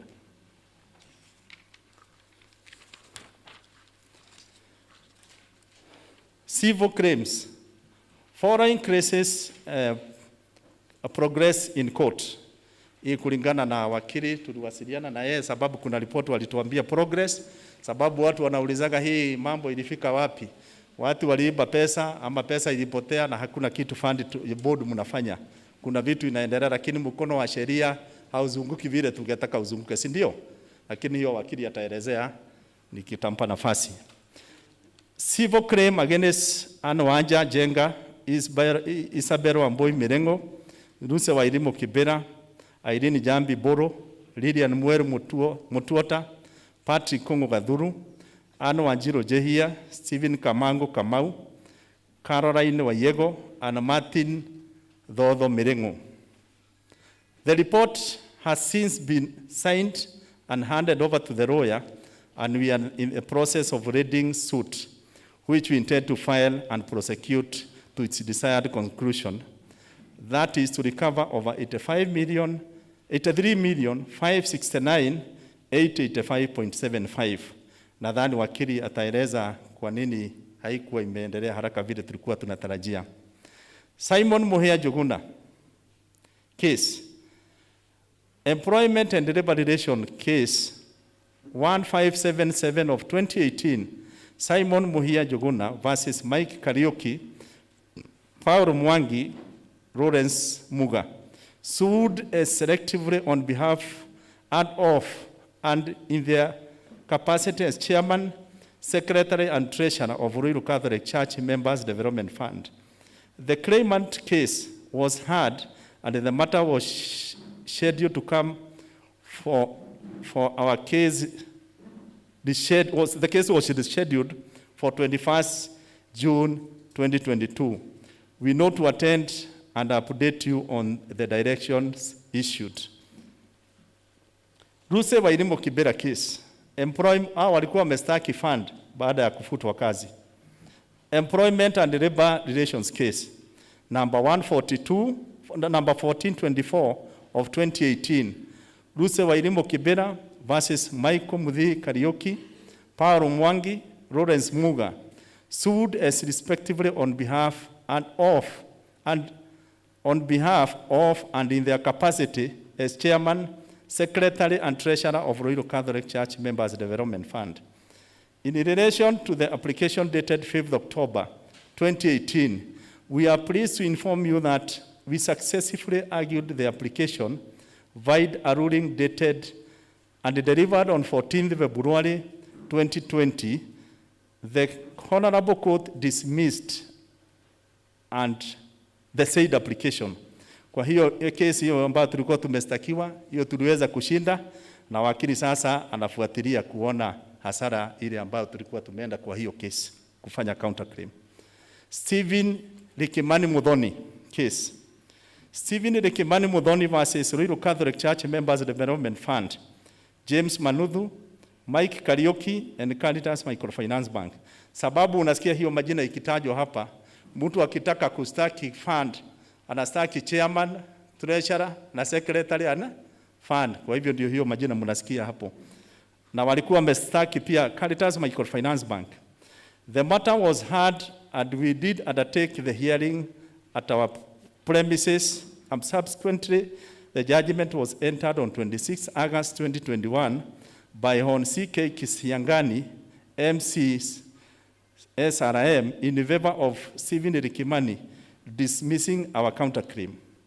Upon perusal of the judgment, we noted various irregularities. Now this is a report from the lawyer, including the fact that the magistrate failed to acknowledge that sums claimed by Likimani had already been advanced to him despite the checks having bounced, and that the magistrate erred in finding that the fund was a banking institution, therefore placing banking obligations upon the fund. The High Court, having considered the merits, hiyo kesi ilikuwa kwa koti ya hapa Ruiru, lakini saa ile walisema wameshinda, wakili akafanya appeal kwa High Court. The High Court, having considered the merits of our application, gave a temporary stay of execution of Ruiru CC 418 of 2019, pending hearing and determination of the application. We are in the process of filing our submission in support of the stay application, pending hearing of substantive appeal. The matter is set to come up for mention on 17th May 2022. For further directions, we note to attend and update you on the directions issued by the court. With the orders in place, no party can act on judgment. As such, the fund should be under no pressure to comply with the judgment as and until when further orders are issued by the High Court. Kwa hivyo hizo kesi tumefanya juhudi. Sababu ya kuleta hii maneno hapa ni watu wanasema kuna watu ambao walifutwa kazi hapa na wao wamekuwa wakieneza uvumbi kila mahali, tifandi inaanguka, fandi imefilisika, lakini wao ndio walifanya hii maneno. Na wanaenda huko chini kuharibu vichwa ya members wetu, atifandi inaharibika. Kwa hivyo mtu akikuja na hiyo propaganda, muulize wewe fandi wewe kwanza ndio unafuatwa na mtafungwa. Criminal complaint against ex-staff round 83,569,885.75. Criminal complaint against Anna Wanja Jenga, Isabella Wamboi Mirengo, Rusa Wairimu Kibera, Irene Jambi Boro, Lilian Mweru Mutuota, Patrick Ungogaduru, Anne Wanjiro Jehia, Stephen Kamango Kamau, Caroline Wayego, and Martin Dodo Mirengo. Wherefore, having received the final forensic report, we endeavor to have it forwarded to the police for further investigation and for analysis on how they will proceed with the prosecution of the persons named herein. Whereof, having received the final forensic report, we endeavor to have it forwarded to the police for further investigation. We note that since we want this matter to proceed concurrently with the civil suit, we endeavor to have them both filed concurrently also, as the same evidence we intend to rely on in this matter is that will also be used during the civil suit. Kwa hivyo hii kesi itakuwa prosecuted criminal kwa kuiba ama fraud na civil, so that we can be able to recover the money which was lost which is 83 million. Hiyo wakili ataelezea zaidi. Human resource, hii sababu ya kuweka hiyo ripoti, sababu watu wanasema hii mambo inafanyika na hakuna kitu bodi inafanya. Lakini hiyo sio mtaelezewa na wakili, hii kitu sio kitu ya siku moja. Kwanza kufanya hiyo forensic audit na hiyo evidence yote ilingane sio kitu rahisi. Ni kitu mnapata expert, inatolewa ripoti, inachunguzwa na watu wengine, inaonekana kama ikienda kotini itaweza kuweza kupata nini ama itakuwa dismiss. Human resource, staff were recruited to fill the capacity gaps in the following areas. Accounts, Monica Joki Wanjiro, accountant qualification, CPAK. Faith Njeri Njoroge, account assistant, qualification, Bachelor's of Commerce Finance, CPA Section 5. Also tell us, Jeriot Mukami Getonga, Bachelor of Arts, CPA Section 4. Elizabeth Wanjiro Njogona, qualification, Bachelor of Business Administration. Baada ya wale staff ambao walikuwa wamefanya hiyo mambo imesemekana hapo mbele, tuliweza kuweka sasa competent staff na hao ndio tumeweka. Hata kama bado kuna matatizo kidogo, tutaenda, hata room haikujengwa na siku moja, si ndio? Kwa hivyo tunaendelea tukifanya hiyo. Kwa hiyo miaka 3 ambayo tumefanya hiyo, kuna ile imebakia kidogo na hiyo bado tutafanya nini? Tutamalizia. Customer service, Joyfully Osebe Ongera, qualification, Bachelor of Commerce in Finance. Business Development, Charles Kariuki Kimodo, qualification, Bachelor of Commerce Finance, CPA Section 1. Paul Gashohe Kanyinge, qualification, Bachelor of Business Administration, Marketing.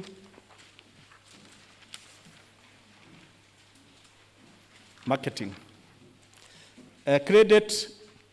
Kwa hivyo bado tumejaribu kuboresha services zetu, kuweka watu ambao wako competent.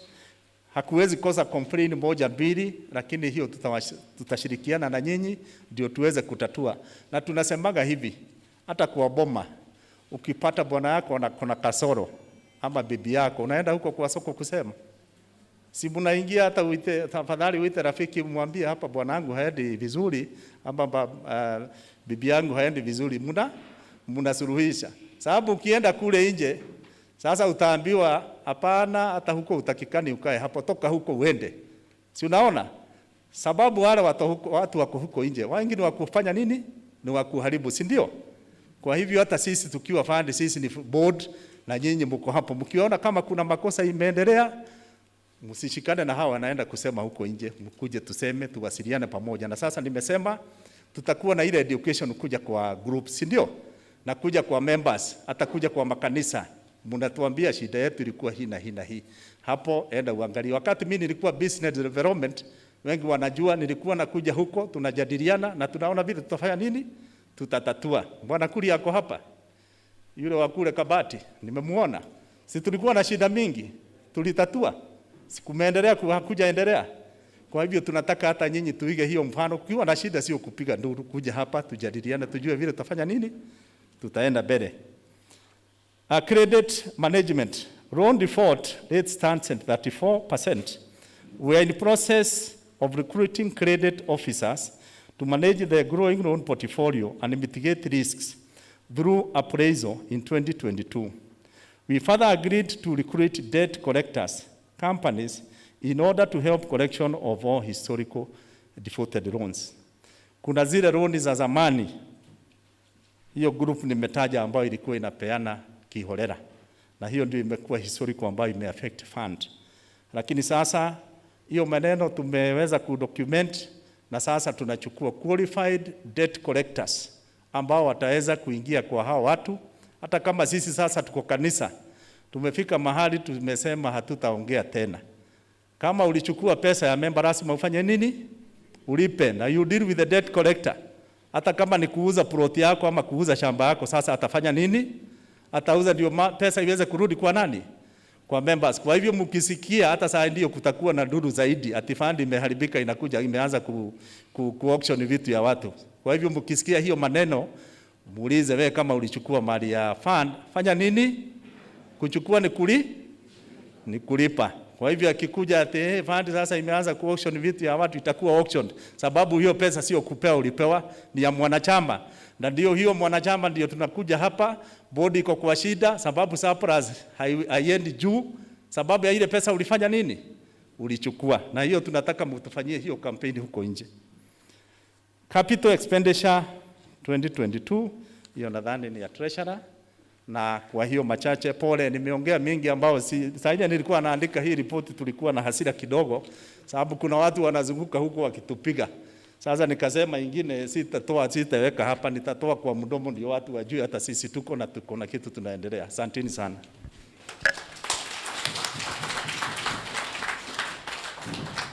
Ndio tuweze kuendelea na kupigia chairman wetu makofi mazuri. Naomba tusimame. It is tukue na break kidogo.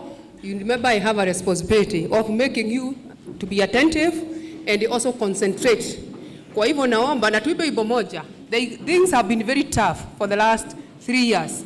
Lakini kwa huruma na neema ya Mwenyezi Mungu tumeweza. Tumesikia report. A lot of achievement have been highlighted. Tuko pamoja. Si kwa uwezo we?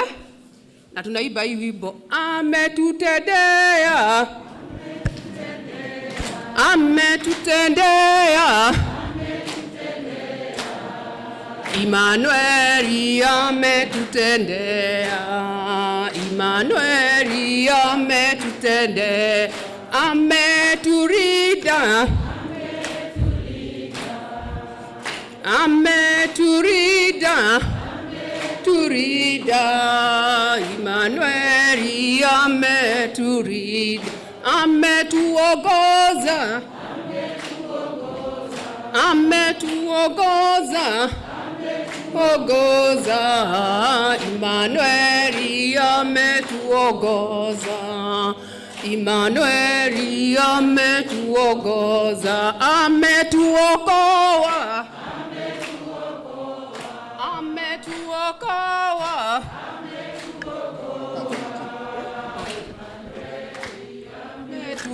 Ametuokoa. Emmanuel ametuokoa.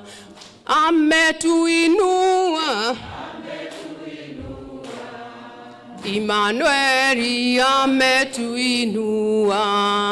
Emmanuel ametuinua. Tukiwa tumesimama hivyo, the management of this institution tukiongozwa na sister director akiwa hapa na our chairman, wafanyikazi na nyinyi mkiwa members, you are the owners of this organization. Are we taking for granted the achievements? Tuko pamoja, ni kwa huruma ya Mungu. So many institutions have gone down, others have closed, but God has favored the Ruiru Fa. Ebu tupigie Mungu wetu makofi. Tupigie Mungu wetu makofi tena. Sasa katika uongozi wa chairman wetu Bwana James Manuthu, umesikia ile mambo yote ametuelezea, mambo ya wafanyikazi. Remember, this institution is changing for the better. Tuko pamoja. Kutoka 2019 kuna ile speech director wetu hapa alituelezea. Mnakumbuka? Wale walikuwa wakati huo. Na tumeenda tukibadilisha mambo for the good and the common good of members of Ruiru Fa. Tuko pamoja. Na katika sisi kuwajibika, ukiwa mwanachama wa Ruiru Fund, ukiwa mfanyikazi, ukiwa member wa board or whatever role you play in this institution, hebu tujipigie makofi. Na pia tuko na our partners we have engaged over those years, who have given us advice, who have guided us. There's some kind of professional expertise that we may not have. We have had people, mnasikia tuko na legal counsel wetu, tuko na wale wanatujengea kule, tuko na CT department, tuko na wale wanaongoza mambo mengi ambayo imeleta maendeleo na mabadiliko. Si tuwapigie makofi. And finally, the sweetest of all, I want each of you to take time and reflect. Tulikuwa 2020, COVID ikakuja, that was March. And on 25th of May, we handed over the site ya project 173 pahali Fadmo inajengwa. Tukaanza kutembea huku kwa makanisa, ilikuwa hata online.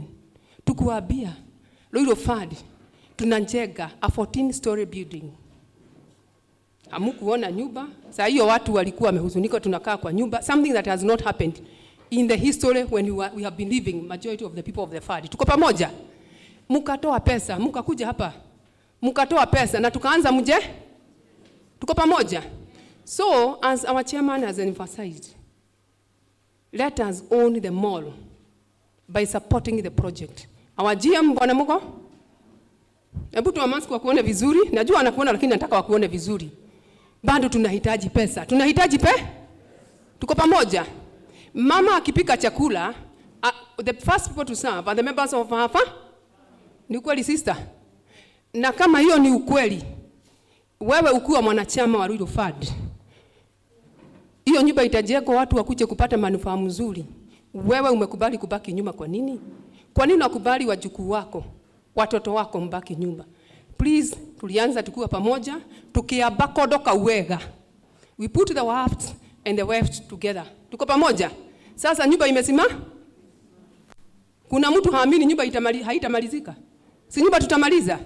Mmesikia potential tenants. A lot of people have applied. Soon tukiongozwa na sister wetu hapa, kutakuwa na selection process. So our house is in demand. Those who listen to business information, Ruiru soon is going to be a metropolitan city. Maneno ya Dio Carriageway si imeshaanza. Mnaiona? Maila maendeleo inakuja Ruiru ya siwa. Si mmeiona? Tuko pamoja. Na sasa wewe uko Ruiru, uko member ya FAD ambayo tuko na project pale na iko kwa prime. Sijui kama itaitwa super highway nyingine itaitwaje. Tuko pamoja, hiyo barabara iko hapo. Tuko pamoja. Hiyo maendeleo yote itamalizika tukikuja kuelezea na vile matajiri wale tunaongea. You know when you go to the economy we talk, kuna watu hapa wamekuja wakaona Nairobi, walitoka sehemu fulani ya Kenya. Si mnaelewa? There are some young men when they grew up from their village, they came to Nairobi. Wakachikana mikono pamoja. I'm not ashamed to mention hiyo watu wa Murang'a. Tuko pamoja. Nyumba zile ziko Nairobi ni za watu wa hiyo kijiji. Tuko pamoja. Kwa nini tusiseme e-mall? We participated. Remember is a legacy, an achievement that even long after you are gone, chair bado zitaendelea kuli mazao ya shares. Tuko bonus. Tuko pamoja. The bonus or the surplus that people are given because of having invested in such a project, watu wako, wajukuu wako, long after you are gone, watafurahia matunda hiyo nyumba iko hapo. Tuko pamoja. Kwa hivyo we call upon you. Yale mambo yote chairman yetu ametuelezea. Na tukikumbuka hivi, kila boma iko na changamoto. So kumekuwa na milima na mapode. So let us journey together as one family. Tuchikane mkono. Ukuwa customer wetu, ukuwa member wa FAD. Take your position, give your feedback. Come see the general manager. Do not go there murmuring. Do not go there complaining. Let your message get to the right people, and we promise and we continue to promise to give you the very best. Na sasa kwa njia ya kipekee nataka tupigie chairman wetu. Factory ngapi? Factory 3. Tuko pamoja? 1 2 3.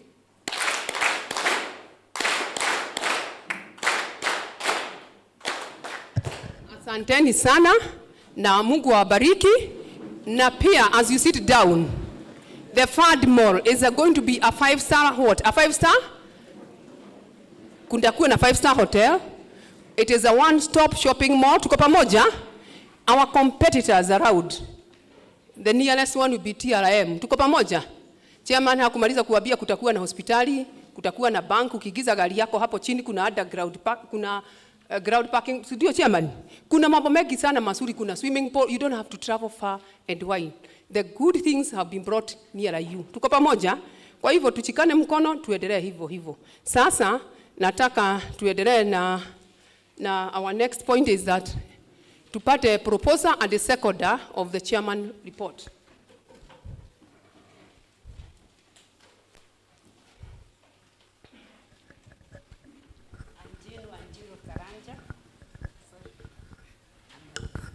Jane Wanjiro Karanja, member 301-321. Tupate seconder.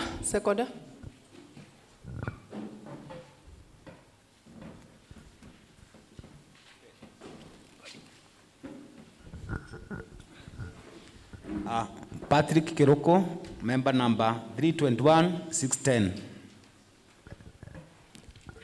Asante sana. Sasa, we want to move on, and the next point is what we call our auditors. We have our lead auditor.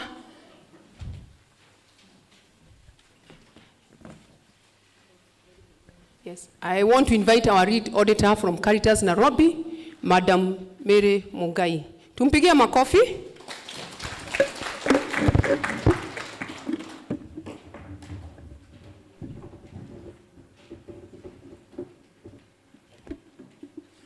Thank you so much.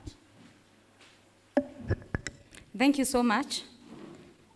And I'll take us through the financials for the year ended 31st December 2021 and the report thereof. This report are in the booklet, page 25 to page 38. These reports are in page number 25 to page number 38, but we shall be presenting from page number 30. Page number 30 is the statistical information. Those were the consolidated member savings, outstanding loans, the investments, current assets, and the current liabilities, together with the memberships for the 2 years 2021 and 2020, the last audited period. The members, the patron, as indicated there, and the board of management. We go to page number 31, the very first report that we shall be presenting. The format is still the same. We have the two financial periods, the year 2021 and the base period, the last audited year 2020, and the notes to the financials that are also separated in other pages, which I'll be highlighting. So it's the statement, St. Francis of Assisi Catholic Church Ruiru Self-Help Group, statement of comprehensive income for the year ended 31st December 2021. The incomes, the total incomes 125,573,950, which comprises of the interest on loans, return on investments, interest on loan, which is in note number 3, page number 35, return on investments, note number 4, page number 35, and again other incomes in note number 5, page number 35. Compared to the prior year, when we had a total of income of 112,461,183. And since all of us have the booklet, you'll be able to check in the respective notes and pages as indicated. Expenditure. We have the operating expenses, the board expenses, staff costs, members' costs, all in page number 36, note number 6, 7, and 8 respectively. And we have the members' cost, which is in note number 9, page number 35. Other separate expenses are the Caritas annual administration fees, the provision for bad debts, and the provision for non-performing loans, giving us a total of expenditure of 57,886,050 shillings in the year 2021, while in the year 2020, we had used 46,739,033 shillings. You'll also be able to check the same as disclosed in the pages I've indicated. The surplus for the year, 67,687,900, compared to the year 2020, when we were able to get 65,722,150. So as the chair was reporting, there has also been some growth. There is some under distributed surplus for the year 2021, 1,160,014 shillings, giving us a net surplus for the year 2021, 68,847,914. Appropriation account, the The surplus has been appropriated as follows. 20% goes to the reserve fund, 13,537,580. 10% goes to the tithe, 5% to the local church, and 5% to Caritas Nairobi, where each will be taking 2,707,516. Then there is the proposed honoraria, 2,707,500. What is left after that? The first appropriation is the proposed distributable surplus for the year, 47,187,802, compared to the year 2020, where the proposed distributable surplus was 43,519,453. That marks the end of that report. Kindly let's turn to page number 32, where we shall get the second report. This is St. Francis of Assisi Catholic Church Ruiru Self-Help Group, Statement of Financial Position as of 31st December, the year 2021. We also have the year 2021 and the year 2020, but our main area of concern will be the year 2021 because that was our net value as at the close of the year. Our assets, we have non-current assets, properties and equipment. They are denoted in page number, note number 15, page number 38. Then we have the investment in real estate, that is small fund, 161,839,018 shillings. Then we have the investment in purchase insurance, 500,000, and the investments in Caritas Microfinance Bank shares, 12,500,000. The total non-current assets, 183,073,812. Current assets, we have the investments through Caritas Nairobi. We have the outstanding loans which are disclosed in note number 13, A and B, page number 38. Your attention is drawn to that. Page 38.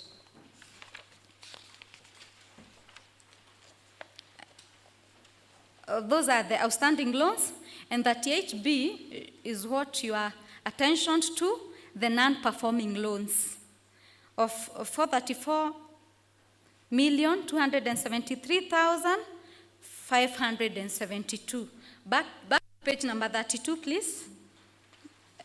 We have the other current assets are the bad debts, and the debtors and prepayment as disclosed in note number 10, page number 37, and finally the cash and bank balances in note number 11, again page number 37, giving us a total current assets of 1,575,245,866.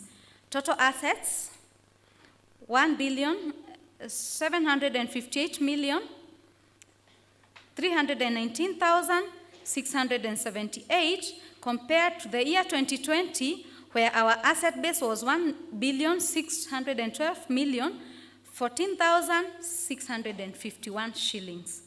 These assets were financed by some funds and some liabilities.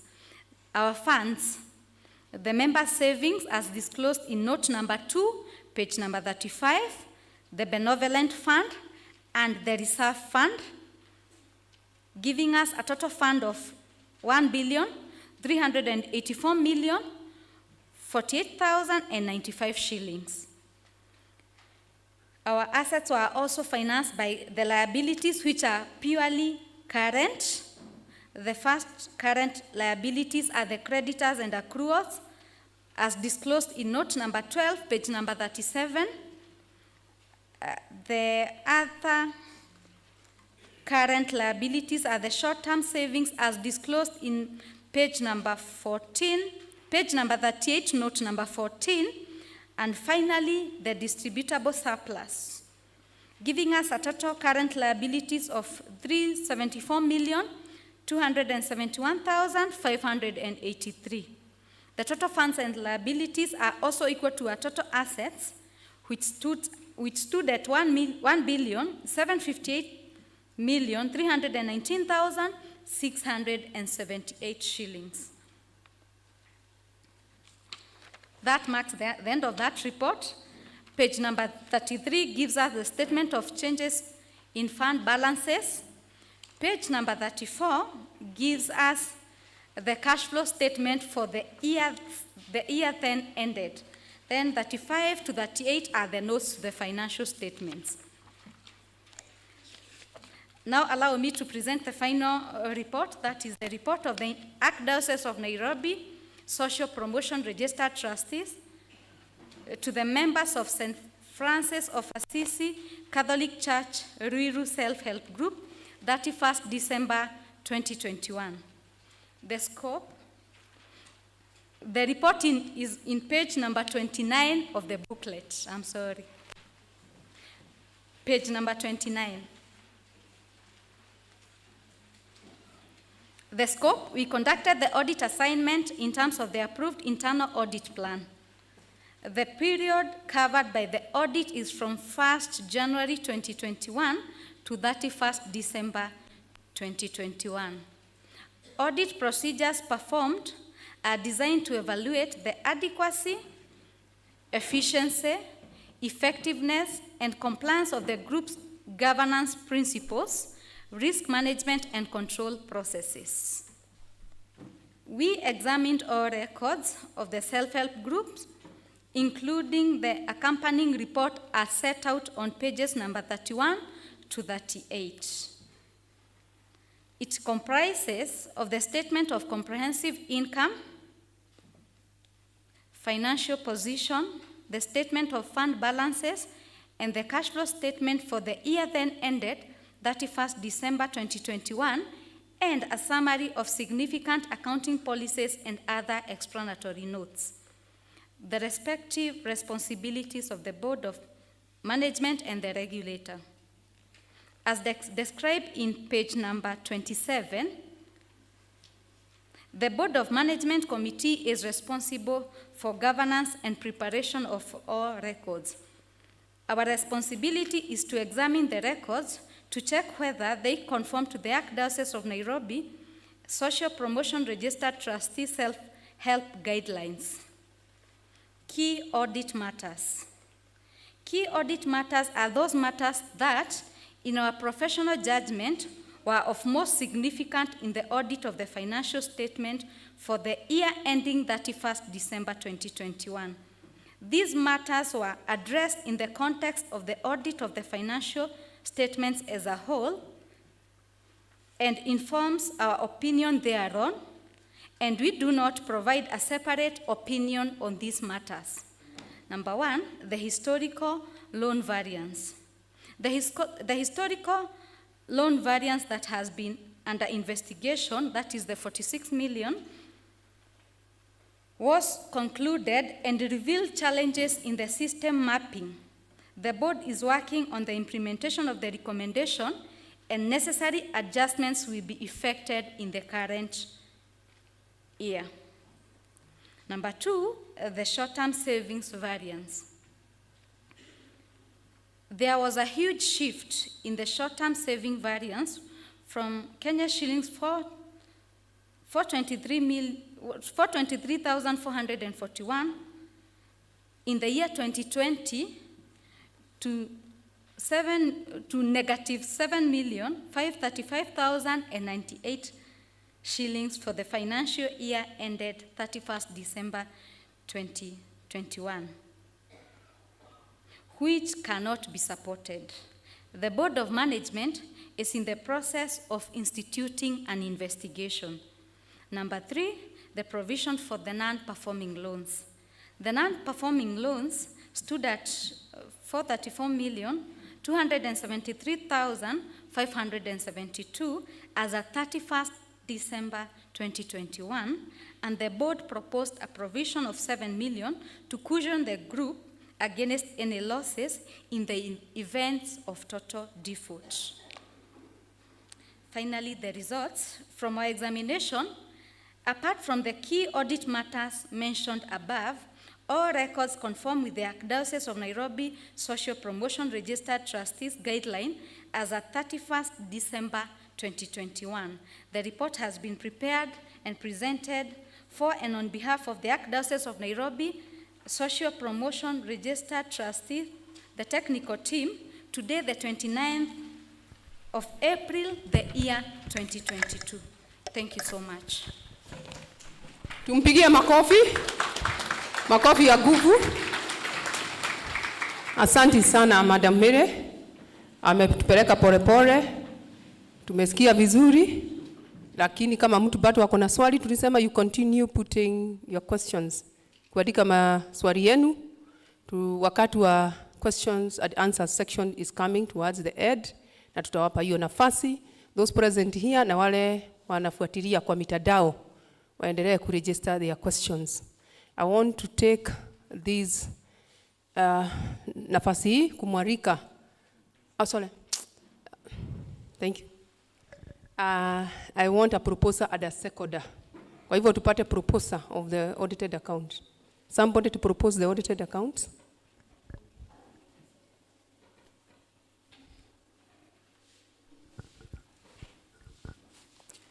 I am Christopher Bogo Mwaura, member number 300361. Tupate seconda, tafadhali.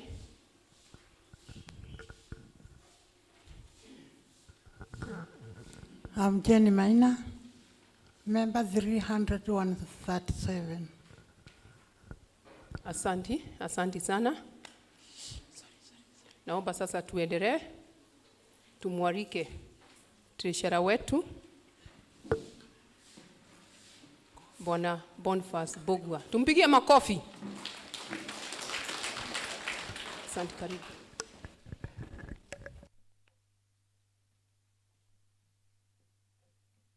Good afternoon, members. I want to make reference to page 39 of the booklet on Ruiru Catholic Church Members Development Fund, proposed budget for the year 2022. Hii ni makadirio ya mapato na matumizi ya mwaka wa 2022. The first item is on incomes. In the year 2021, we had budgeted to raise 137,480,135, made up of loan interest 99.6 million, interest on investments 29 million, other incomes 8.4 million. However, we were only able to realize 125 million, loan interest 65 million, interest on investments 45 million, and other incomes 14 million. In the year 2022, we are proposing to realize loan interest of 99,655,161, interest on investments of 45 million, and other incomes 12 million. So in total, our proposed income for 2022 is 156,659,577. During the year, we also propose to spend as follows. On board expenses, we propose to spend 10.496 million, up from 9 million in 2021. On operating expenses, we propose to spend 28,096,000, which is a reduction from 2021, where we spent 28.8 million. On member costs, we propose to spend 4 million, up from 2.1 million spent in 2021. On marketing and promotion, we propose to spend 6.7 million, up from 1.7 million spent in 2021. On staff costs, we propose to spend 18.5 million, up from 16,079,000 spent in 2021. So overall, in 2022, we propose to spend 67.8 million, up from 57.8 million which we spent in 2021. In terms of surplus, we propose to realize surplus of 88,813 in 316 shillings in the year 2022, up from 67,687,900, which was realized in 2021, against a budget of 81,795,435 shillings. In terms of capital expenditure, we propose to purchase some items for office use. One, we want to work on the archives at a cost of 2 million. We propose to also purchase computers and laptops worth 360,000, a desktop computers worth 105,000, printers worth 105,000, orthopedic chairs worth 90,000, banking hall seat worth 100,000, office desk 50,000.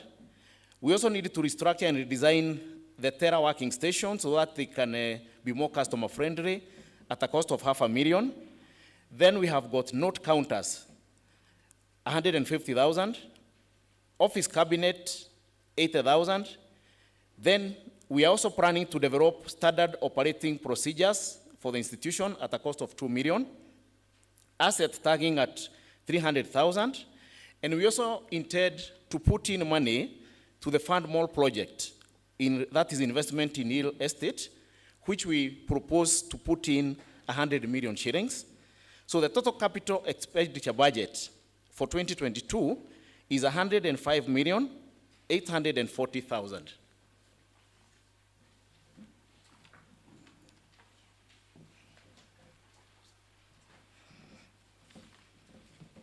Asanti Bwana Mbugua kwa kutuelezea vizuri na kwa upole. Umesikia ile mambo ameweza kutanja, yale tunataka kutekeleza, ndio ile matarajio tuko nayo ya mwaka huu iweze kutekelezwa. Kwa hivyo naomba tupate proposal and second. Tupate proposal.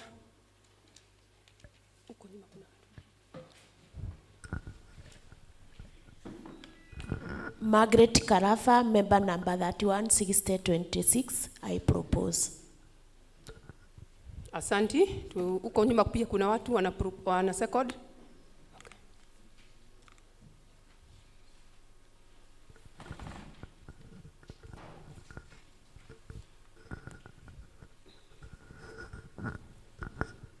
Teresia Kamisa, member number 314787. Asanti. Tupigie treasurer wetu makofi.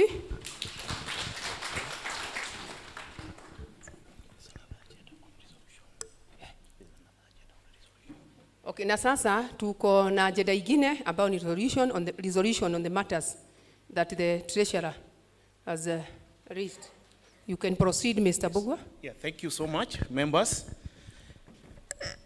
I have Ruiru Catholic Church Members Development Fund, Development Boards, proposed resolutions where we are requesting the members to pass the resolutions presented.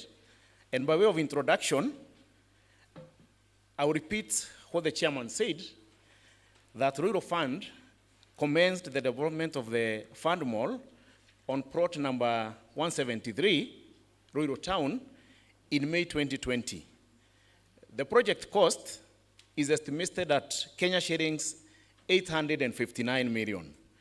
To date, the project funding, we have been to raise 245 million shillings from the sale of shares, a process that has been slowed down by the adverse economic effects of COVID-19.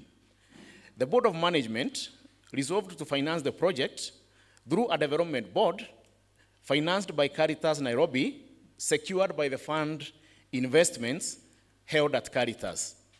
The decision was taken to safeguard the construction contract and to avoid exposure of the fund to penalties in the event of default and non-performance of the contract. Out of this, we have two requests. One is ratification of Kenya shillings 137 million development bond. The Board of Management of Ruiru Fund is requesting the annual delegates meeting to ratify the creation of a development board of Kenya shillings 137 million derived from investment funds held by Caritas Nairobi. The amount was borrowed to facilitate the construction of Fund Mall on Plot 173.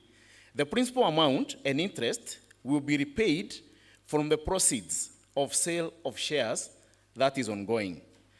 The terms of the bond, the value is Kenya shillings 137 million. The currency is Kenya shillings.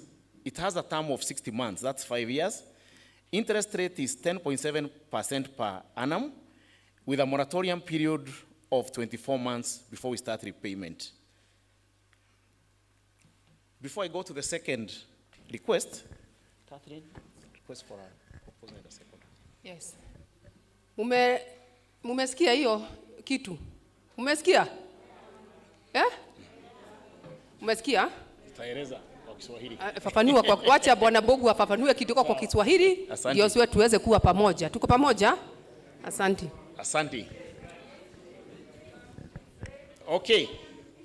Nitaelezea kwa Kiswahili.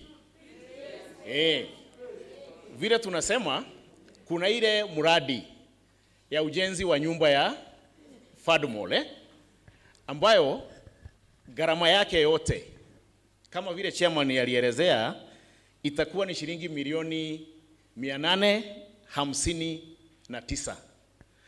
Kwa wakati huu tumeweza kukusanya kutoka uuzaji wa hisa shilingi milioni 243 ambazo zote zimetumika katika ujenzi, kulipa contractor, consultants na wengine wote. Ile uuzaji wa hisa imekuwa haiendi sambamba na mpangilio kwa sababu ya matatizo ya COVID. Tukijaribu kuuza shares zinaenda polepole. Na katika ule mkataba ambao tuko nao na contractor, kama mjengo utasimama, tutapigwa faini ama penalties ambayo sasa itafanya ile mjengo iwe na gharama zaidi. Kwa hivyo kama board tukaketi chini tukaangalia ni njia gani tunaweza fanya mjengo uendelee bila hasara kwa Ruiru Fund. Na vile tuko na pesa ambazo tumewekeza katika Caritas ambazo tulisema ni milioni 652 ziko kwa report tukaongea na Caritas wakatupatia kutoka kwa hiyo pesa shilingi milioni 137 ndio tukiweze kuendeleza mjengo bila kuvuja mkataba wetu na Caritas. Kwa hivyo bado tutapata mapato kama members kutokana na uwekezaji wetu, lakini shares zikiuzwa tutaweza kulipa hiyo pesa na fidia ambayo itakuwa hapo kutokana na mauzo ya shares.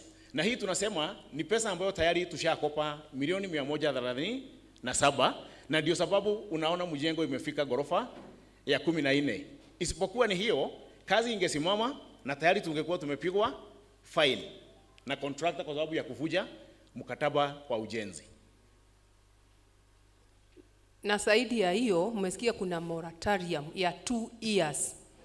We have not commenced to repay the investment. Tutaanza after 2. Tuko pamoja?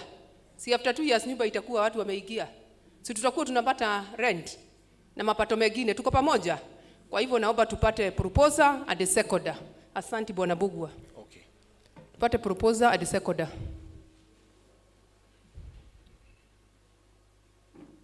Yes, there.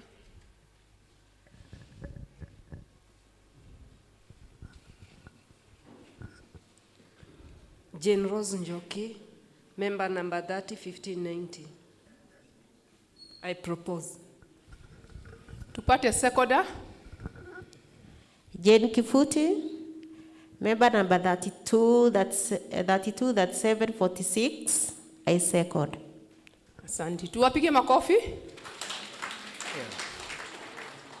Bwana Bogu ataendelea. Ataendelea. Ombi letu la pili ni tupewe ruhusa tuombe shilingi milioni 163 163 million kwa hiyo mradi. Wacha kwanza nisome kwa Kiingereza. The Board of Management of Ruiru Fund is requesting the annual delegates meeting to approve the creation of a development bond of Kenya shillings 163 million derived from the investment funds held by Caritas Nairobi. The amount will be borrowed to facilitate the construction of Fund Mall on Plot 173. The principal amount and interest will be repaid from proceeds of sale of shares that is ongoing. The terms of the bond, the value will be 163 million, currency in Kenya shillings. The term will be 60 months or 5 years, interest rate of 10.75% per annum, and a moratorium of 24 months. Tofauti na ile ingine nilikuwa nimeweka hapa mbele, hii pesa bado hatuja chukua. Lakini ile ingine ilikuwa ni hali ya dharura. Ilibidi ile ya kwanza tuchukue, lakini hii sasa tunataka wakati tunaenda kuchukua iwe ni kwa ruhusa ya members. Members tunaomba ruhusa na kwa hivyo tunaomba the proposer and the seconder. Tumeelewa hiyo point. Ya kwanza ilikuwa ya dharura, sasa hii tunaomba ruhusa ndio kazi iendelee. Na mkumbuke tulisema twende tupate proposer na seconder, tafadhali mjitokeze. Joakim Mushira, member number 317047, proposer. Tupate seconder. Francis Joroge, member number 30223. Asante sana. Naomba sasa kwa hizo resolution mbili, sisi tumekubaliana hivyo, tuchukue mikono juu tafadhali. Tuchukue mikono juu. Tunasema ni asante, tujipigie makofi. Kwa hivyo mjengo wetu unaendelea Asanteni sana. Sasa nataka kumwalika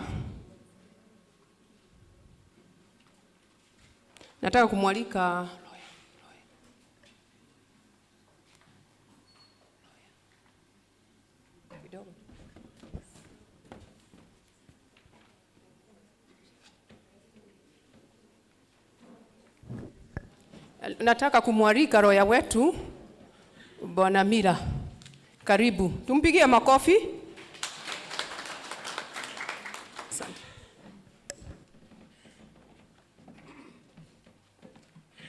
Asante. Asante Madam MC. Wanachama waheshimiwa, wakurugenzi Caritas, chairman wa fund board na directors wote wa board, former directors na dean father, nina wasalimu. Bwana Yesu asifiwe. Mimi naitwa Mila Bwire, wakili, na ni kwa heshima kubwa kuwa kati yenu ili hata mimi niweze participate. Niseme mawili machache namna vile department yangu inasaidiana kuhakikisha kwamba vision yenu ambayo ipo mnaielewa kama fund inaendelezwa vizuri, inalindwa vizuri, na kisheria inamaanisha kwamba kila kitu kinakuwa sawa sawa. Nitasema mawili Bwana Chairman, kabla sijaanza pengine on a very light note. I want to say I was musing with Mr. Mike. Nikisema chairman wenyu is quite the consummate politician. Akimaliza term apeleke credentials kwa IBC, akuwe sasa member of parliament. Mr. Chairman, that was a good presentation. Now, nitaongea mawili tafadhali kwa sababu ya muda. La kwanza, ningependa ni uhakikishie wanachama ya kwamba kesi zenyu ambazo baadhi zao zimetajwa hapa zinashughulikiwa, zinapata attention ya kisawasawa kisheria, na ikiwepo top, nitaongelea tu jia moja, ile kesi ambayo fund ilipoteza milioni 83. Hiyo kesi imechukua muda kidogo, samahani, kutengeneza makaratasi, kumake sure kwamba tukianza sasa kesi hapana popote ambapo pana udhaifu. This case is document intensive. Ilibidi forensic auditors, kando na sisi mawakili, forensic auditors wamalize audit yao, waangalie kila transaction na kila document na waone makosa yako wapi. Wakafanya ripoti ya kwanza, tukakaa tukawaeleza kama tunaenda kotini kuna mahali fulani lazima wazibe kwanza ili tuwe na kesi strong. Tukawarudishia mara ya pili, wakafanya hayo marekebisho, na ninawahakikishia sasa ya kwamba tumepata full report. Mr. Chairman, we now proceeding both on the twin issue of the civil case and the criminal case, and we confirm that in the next 6 months we shall be quite busy on this issue, and we shall give you real-time update as we proceed. Imebidi niseme haya ili niwahakikishie kwamba watu hawakuiba pesa na kisha hakuna ambalo lote linafanyika. That we are doing all we can, and we have prepared the case now. We are confident that with what we have, we are now able to take it to the courts and get justice for the fund. We'll be updating you as you update your members on the occasions of updates that you have. Jambo la pili ni kwamba tafadhali kama mnaweza fungua booklet zenyu,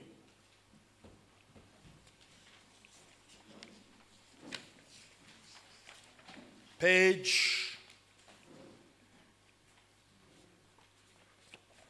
what was the page of the resolutions in the chairman's report?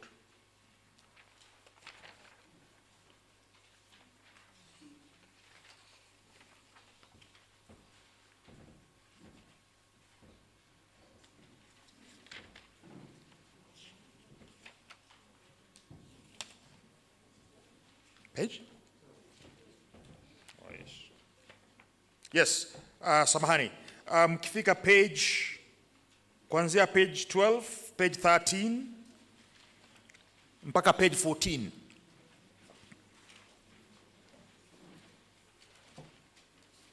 Now, mwaka jana in your second annual delegates meeting,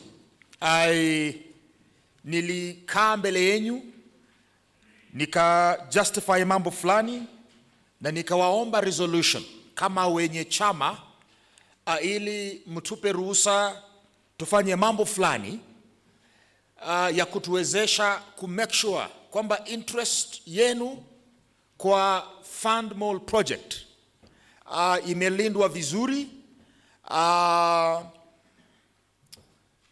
All departments ambazo zinafaa ziwe, mikakati yote ambayo inafaa ikuwe imewekwa, iwe imewekwa kisawasawa ili mradi uwe umejichunga vizuri.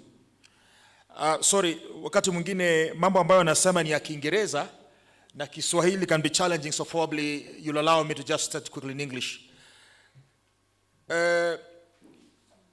Ruiru Fund, namna vile mnaelewa, kuna sababu ambayo tuko hapa na Caritas, we have SPRT, mumesikia mambo ya ADN, Archdiocese of Nairobi, na kwamba we exist registered under the Social Promotion Trustees. Na kuwezesha hii Fund Mall iwe managed kisheria, kwa sababu sisi kama Ruiru Fund, sisi sio kampuni ambayo iko na certificate kisheria, tuko na certificate under the SPRT. So imebidi nirudi niombe on resolution on page 13. Resolution number E. Resolution number E, tulikuwa tumesema kwamba we will incorporate a company called the Fund Mall Limited that will be able to manage and run the Fund Mall on behalf of the fund and all investors that will have invested in it. But we had proposed, the resolution that I asked for was that Kampuni Fund Mall should have 2 trustee shareholders, the resident father and who is a patron and the incumbent chair. But you will see kwamba hili jengo ni jengo ambalo it will be there for the next 100 years. It's a permanent structure. Engineers in the house will tell you. And we can't come to a place where every 3 terms, term ya chairman ni miaka mingapi? Miaka mitatu. We can't come to a place where every 3 years we are changing shareholders. Or kama leo si Father Njoroge, amekuwa father mwingine, we keep changing. Akiwa askofu, sasa we have another patron, we change. In consultation with the SPRT, which is the mother entity, it was resolved and suggested, and that is the resolution that I've come to ask, that instead of having 2 shareholders being the chairman and the resident father, we change resolution 5. The shareholding in the company, Fund Mall Limited, be held by the SPRT. 100% shares in that company be held by SPRT in trust, okay? In trust for the fund and in trust for all that will have invested in the fund. In that manner, mnajua kwamba as long as there is SPRT, we are safe, the shares are held in trust, okay? Instead of these transitional, timely incidences. So I am here to ask for a resolution of you that we change resolution E at page 14 that was passed last year, and instead you allow us and pass a resolution that the company, the Fund Mall Limited, shall have a single shareholder who is the Archdiocese of Nairobi Social Promotion Trust, and who shall hold the entire shares in trust for the fund and other investors in the project who will of course invest through the fund. Then of course the second resolution is that a trust deed, you know, when we are talking about trust, we can't just talk about trust without securing those positions. That a trust deed to that effect shall also be prepared and registered simultaneously with the company, confirming the position that SPRT is holding those 100 shares, those 100% shares in trust for you and the investors that shall come through the fund, and that your 100% shareholding, Mr. Chairman, in keeping with your presentation, is allocated and held as follows. 80% of those shares are owned by the fund and members of the fund. 80%. And 20% of the shares in that building are owned by church-affiliated institutions, which of course are investing through the modality of the fund.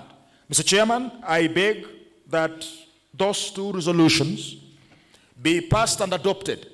Once they are passed and adopted, I will very quickly now conclude the enterprise of incorporation, sister, and the certificate shall be in place so that we can match the speed at which the project is ongoing.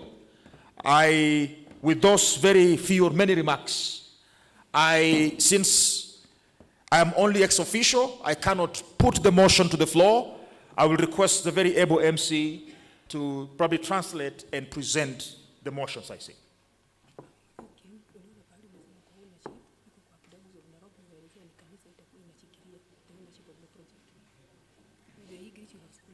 because now you say that, then I can, you know, you are used to it. Okay, so I thought now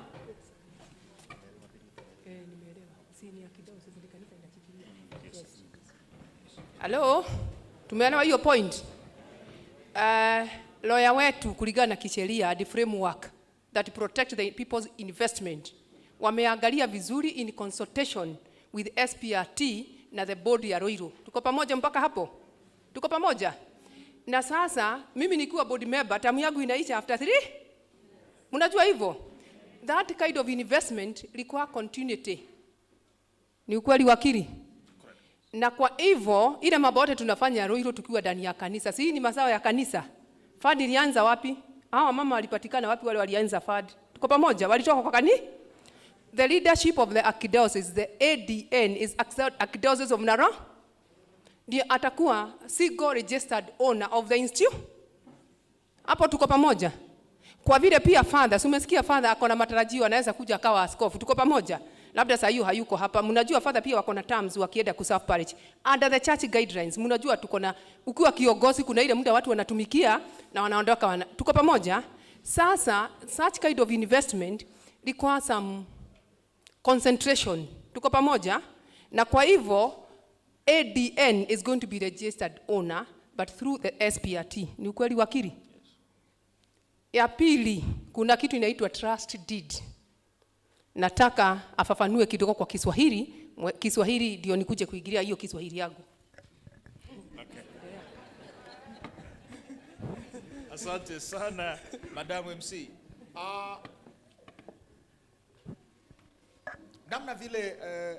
Namna vile chairman alisema mara ya kwanza.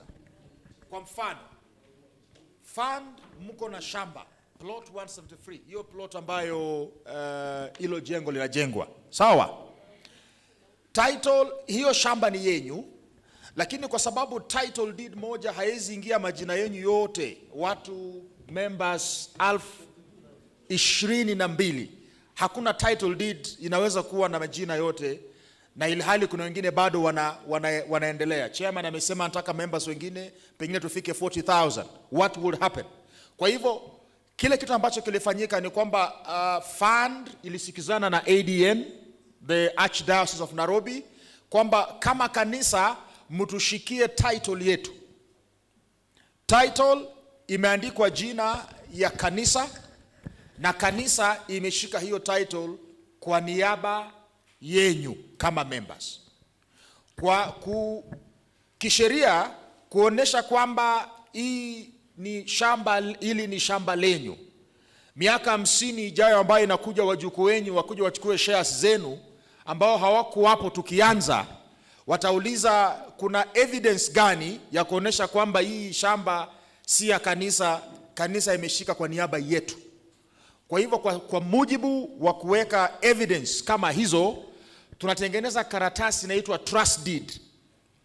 Trust deed ambayo inasainiwa na kanisa, Archdiocese of Nairobi, na inasainiwa na leaders wenyu wa fund, ambayo ni kumbukumbu kwamba iweje miaka ngapi ijayo. Hakuna siku ile ambayo, of course I say this, I'm not saying the church will ever turn his head like any other person. Hakuna ile siku kanisa itasema sasa hilo ni jengo letu sio lenyu, because this document pia imekuwa registered kwa ofisi za serikali. Sawa? Kwa in the same manner hile kampuni, because tuko na kampuni, nyinyi wote mwezi kuwa directors wa kumanage hiyo fund mall. Ile kampuni ambayo imeshika shares kwa hilo jengo, kwa hiyo kampuni ambayo inaitwa Fund Mall Limited, hizo shares zote 100% zimewekwa kwa mkono ya kanisa through SPRT kama trustee wenyu. Kazi yake yeye ni trustee, ni jina tu ameweka pale, lakini in terms of board of management haya mengine nyinyi kama fund na of course SPRT na pia ADN mnashughulika pamoja. Kwa hivyo la pili ilikuwa kwamba kuna trust deed ambayo ndio evidence ya sasa na siku zijazo ya kwamba kanisa through SPRT ni trustee tu kwa niaba yenu. Ni lazima hayo mambo mawili yafanywe pamoja ili pasiwe na swali lolote siku za usoni. Na hizo ndizo resolutions mbili ambazo nimewaomba leo tupitishe ili niweze kumalizia mambo ya mikakati ya kumalizia registration of the company. Thank you. Hello, hapa kuna kitu mnataka niongezee. Si ameelezea vizuri? Si mmeshika vizuri? Kwa hivyo sasa naomba tupate proposer and a seconder. Wakati wa question utakuja kufika na tuko na question. Okay, to the lawyer. Okay. Thank you.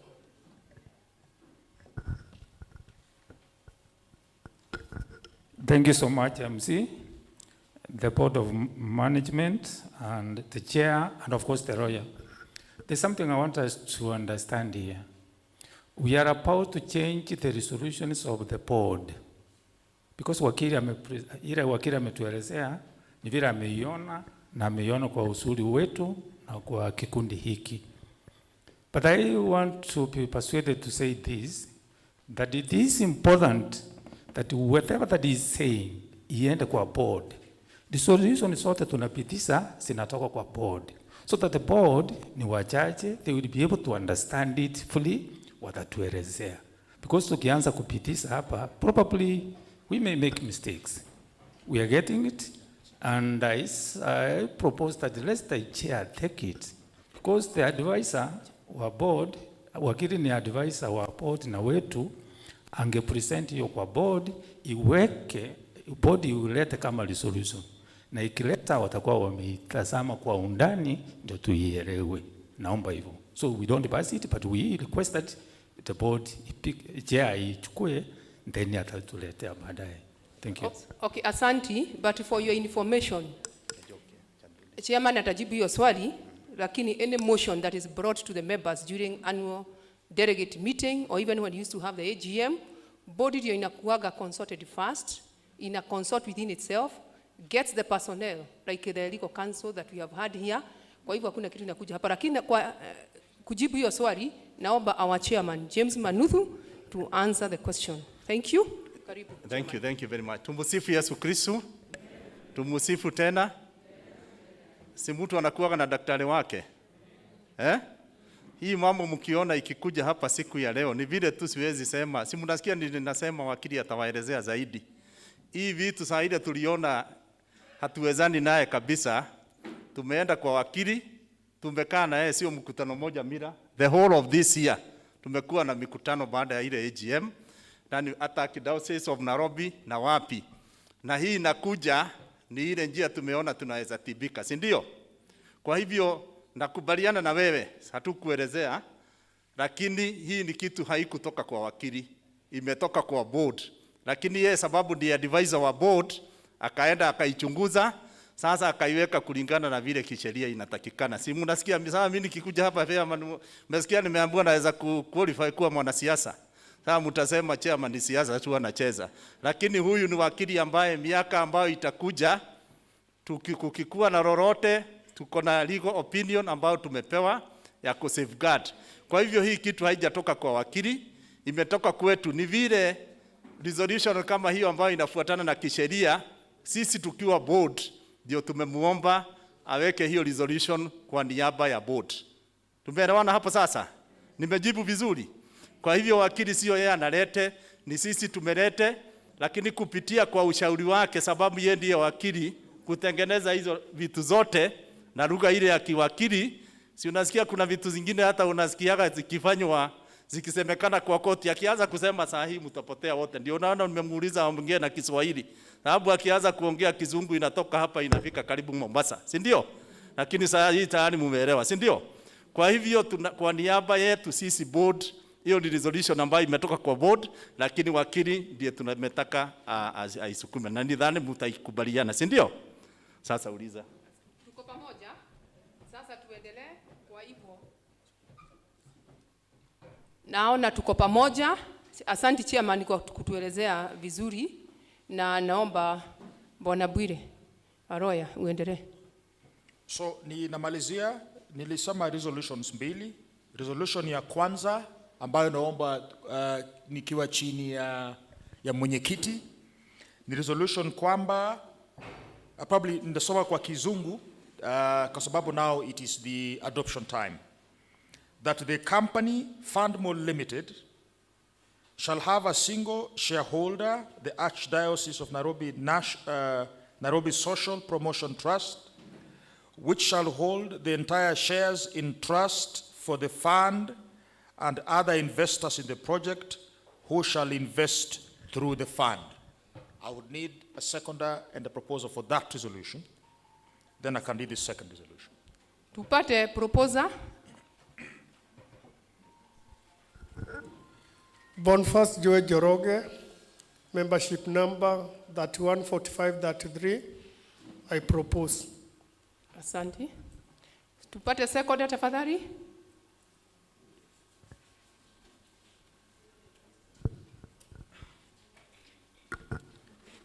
I'm Jeff Okemwa, member number 307011.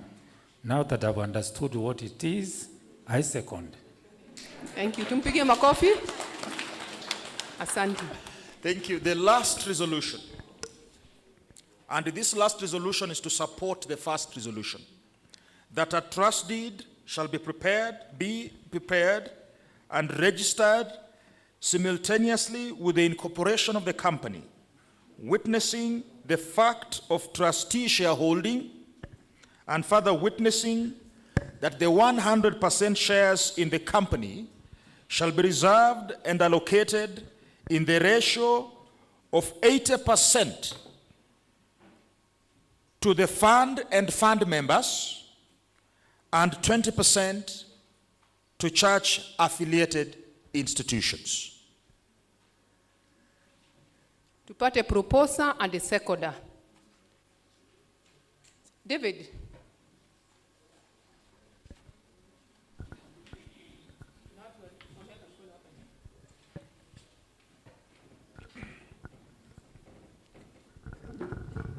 Solomon Oshira Gidenji, member that 20872, I propose. Ruth Wanjiko Kemani, membership number 342669, I second. Tuwapigie makofi. Na sasa sisi tulioko, si tumeelezewa vizuri na roya wetu by a show of hands. Tuweke mikono juu tafadhali. Thank you so much. Tujipigie makofi. Asante. Thank you. Thank you very much. Thank you very much. Asante. Tupigie roya wetu, ametuelekeza vizuri sana kwa lugha ambayo tumefahamu, chairman akasaidia, na and that is a very very important point ambao tumeweza kupitisha. Sasa tunaingia nafasi nyingine. Ninaona kama watu wamechoka kidogo. Are you happy? Mko na furaha? Tuko pamoja, msijikwe na just taki tukae sana. Sasa hii tunaingia wakati wa speeches, na kabla tuibie wakati wa speeches, naomba watu wasimame tu. Dakika mbili tu. Tusimame. Mtu aangalie mbele, aangalie nyuma, fanya vile unataka. I want you to breathe, you know. To relax kidogo, relax yourself kidogo. Ndio hiyo ingine inakuja, tuwete speed kubwa kidogo.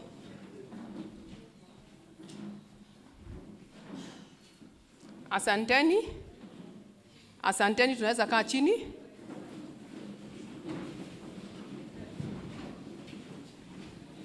Sasa tunaingia nafasi nyingine ya kumwarika our priest, Father in charge, Father Charles Joroge, and the patron to the Ruiru Fund. Tumpigie makofi. Mungu ni mwema na kila wakati. If you are happy and you know, stand up. If you are happy and you know, stand up. If you are happy and you know, and you surely want to know, if you are happy and you know, clap your hands. If you are happy and you know, stamp your feet. If you are happy and you know, stamp your feet. If you are happy and you know, and you surely want to show, if you are happy and you know, say you are afraid. Good morning. Amani afternoon. Sawa sawa, asanteni sana, asanteni sana.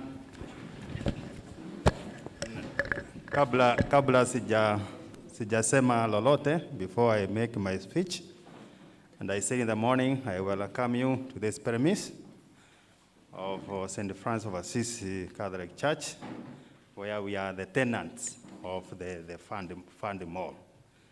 Kwa hivyo ningependa kuwakaribisha wote, na kwa njia ya kipekee napenda nimkaribishe dean wetu Father Peter Keguro, ambaye ndiye kiongozi wetu wa mapadre hapa dinari ya Ruiru, ambaye alifika kama tunaendelea na mkutano, hakupata nafasi ya kuwasalimu, awasalimu na wape neno la kuwatia moyo. Karibu sana Father Dean.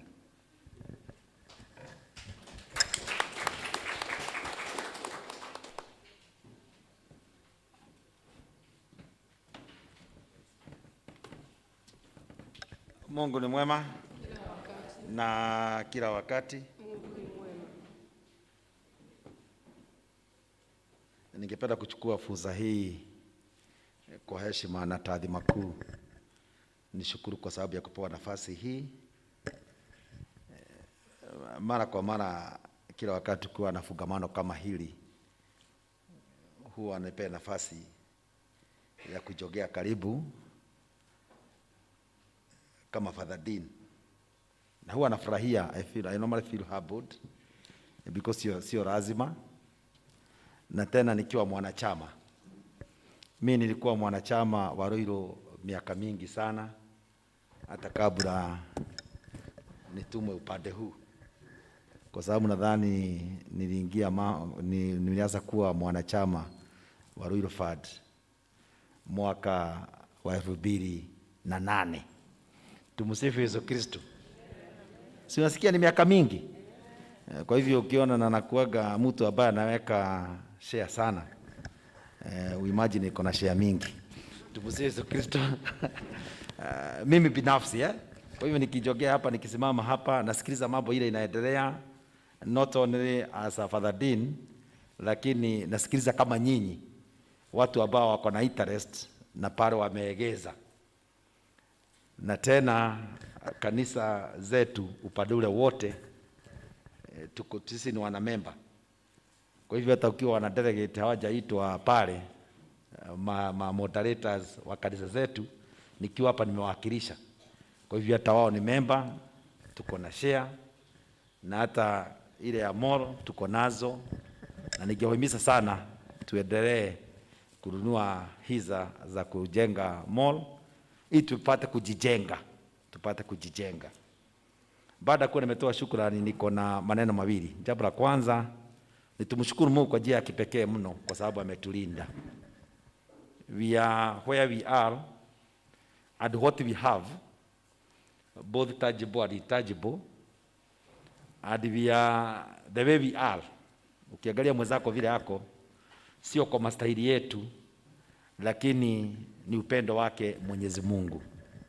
Kuna watu wengi sana, sisi mapadri, nyinyi mlikuwa mnasikia watu wamekufa na COVID, lakini tukiwa mapadri tulipata habari ya karibu sana, kwa sababu tulipata nafasi ya kuwasidikisha na kuomboleza na wao.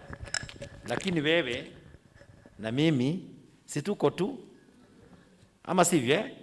Hata mapadri waliaga wengi sana Najua wale walikuwa wanafuata ripoti, mnajua hivyo. Na masista pia.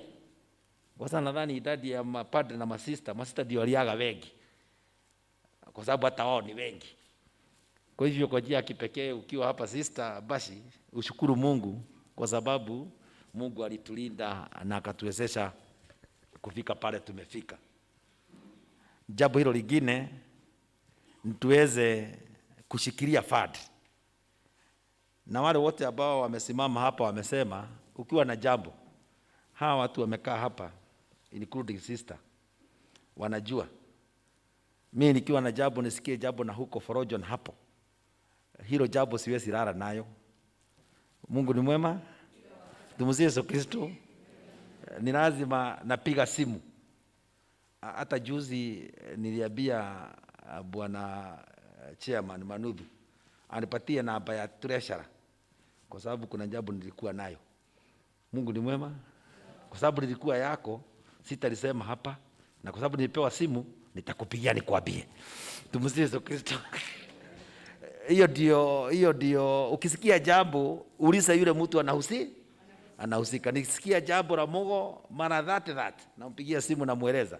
Likiwa ni ya Njoroge hata yeye anajua. Kwa sababu usinyamaze uanze kusema ngo inaenda ngwe. Haitasaidia wewe. Ni vizuri tunasimama na fadi yetu. Nilikuwa naangalia na hata nikauliza niseme tu Njoroge allow me, Father Njoroge allow me. Nikaangalia roni zetu ukiweka kwa kitabu outstanding ni 976 million. Non-performing loans ni 434. Na nikawa with a big concern hata nimesemesea chairman pale. Si umeona hivyo? Ama mjaangalia? Na sio loan ya watu wengine wa nje. Ni nani? Ni sisi. Tunaelewana? Kwa hivyo ukijua ya kwamba nikiwa nimechukua loan na silipi inakuwa katika hiyo category ya non performing loan, nafanya dhambi. Na sio dhambi tu, ni dhambi kubwa sana. Dhambi kubwa sana. Kwa sababu wakati ambapo unakosa kulipa loan, reservation provision for the loan zinakuja zinawekwa hapa, unanizuia kupata shilingi extra kwenye surplus, kwenye dividend, na wewe unakaa na loan na ulisaidika nayo. Tunaelewana? Kwa hivyo ni vizuri sana hata wakiweka miradi mikakati ya kulipa loan, let us take loan as a personal responsibility. Hiyo ndio inanifanya bwana manager na akina Njoroge na wengine mnajua. Ukiona nikilipa sio kusema kwa sababu kuna pesa mingi. Hakuna sister. Ile miradi tuko nayo kule inahitaji pesa ni mingi sana. Lakini normally take loan as a personal responsibility. Tuko pamoja lakini are we together? Tuko pamoja. Na nadhani maroni ya kanisa without bragging. Naweza pewa kikombe kwa sababu ya kuwa nalipa haraka sana. Because I normally take it as a personal responsibility. Tuko pamoja. Kwa sababu najua wakati nimechukua hiyo pesa ni pesa ya watu, ni pesa ambao watu wameegeza ili wapate faida. Nikikaa na roni na wakosea, na sitaki kuwakosea. Siwezi kosea wa Kristo na tena nawaambia nimechukua roni ninunue shamba mkuje muombe pale. Na chukua roni ili tujenge kanisa. Na wajengea kanisa na tena upande ule mwingine na wanyanyasa. Ndipo nasema ni dhambi, lakini sio dhambi tu, ni dhambi kubwa sana. Unajua nimesema ni dhambi, sijasema ni hatia kwa sababu sina koti ya kukupeleka. Ndipo nasema ni dhambi kwa sababu dhambi Mungu ndiye anadiru nayo. Tumsifu Yesu Kristo. Mungu ni mwema. Wakili akiwa anaongea hapa angesema tutamenyana nawe, tutauza vitu zako. Lakini mimi nakwambia ni dhambi. Wakili akija anasema ni hatia. Kwa hivyo kwa njia ya kipekee wale ambao na hakuna roni kubwa na roni dogo. Sasa hata wewe uko na 20,000 na ulipi, unaongeza idadi ya non-performing loan. I normally advise people, namalizia kwa sababu hata siku nimeweka kwa speech. God's good.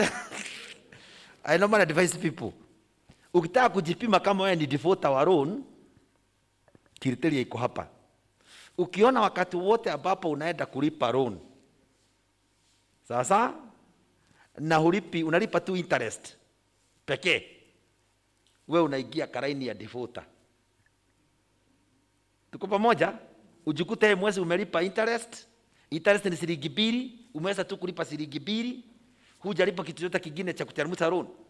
Wewe tayari ujue unaelekea kuwa defaulter. Na ukiwezekana jianze kujipanga. Ile kitu ulinunua ukichukua loan, acha kujipanga hivi, ujue ya kwamba uko na pesa za wenyewe. Huwa na advise watu, fanya hima sana. Wakati wote unaenda kulipa loan, si tunalipanga kila mwezi.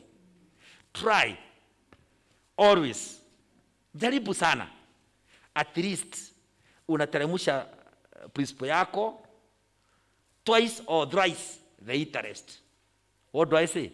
Ikiwa interest yako ni shilingi 2, jaribu sana wakati unaenda kulipa uko na shilingi 2 ya interest na shilingi 2 mara ngapi? 3. Kwa hivyo ukienda kulipa pale unalipa interest ya shilingi 2 na unateremsha principal yako na shilingi 6. I'm telling you, utamaliza loan, uchukue ingine, na hawa watu utakuwa in good books with them. Hiyo siri nilijua kabla hata nikope Ruiru. Hata kwa benki, we that we able to do so many things. Mimi sijaikaa bila loan. Mungu ni mwema, na sijaitikia kwenda karaini ya kuwa devoter.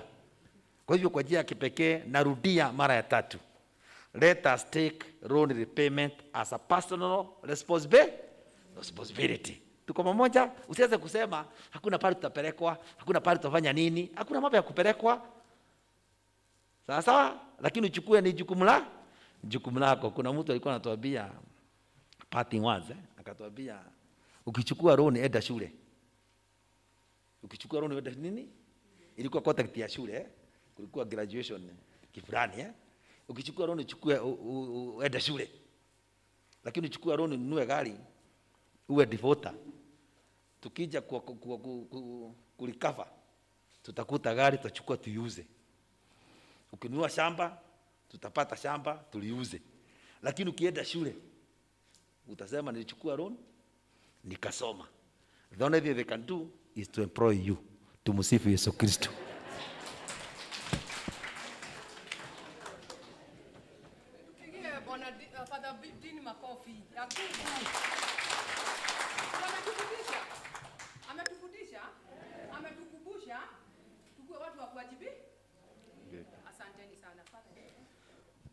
Asante sana Father Dean. Huwa anatuongoza vizuri sana kama mapadri katika dinari yetu ya Ruiru, na ndio maana tuko mbele sana.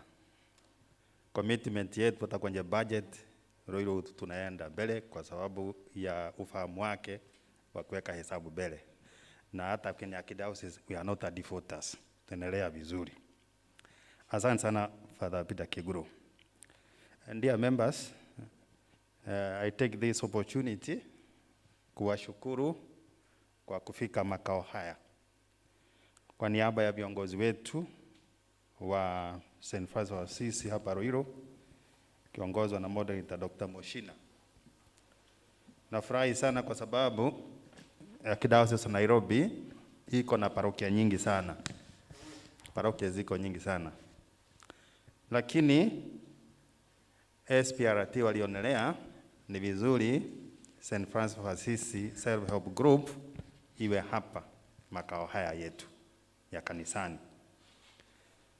Na ni nyingi kwa sababu kati ya zile zipo Self Help Group katika Archdiocese of Nairobi 195, siku ya leo Mungu akatuwezesha kuwa hapa tarehe 29 mwezi wa 4. Na vile tumekusanyika hapa makao haya, tumefika hapa sio tu wale ambao ni wa Katoliki. Sababu ambao tunafika kanisani mara nyingi sana, sababu kuu ni kusali kwa ibada ya misa takatifu.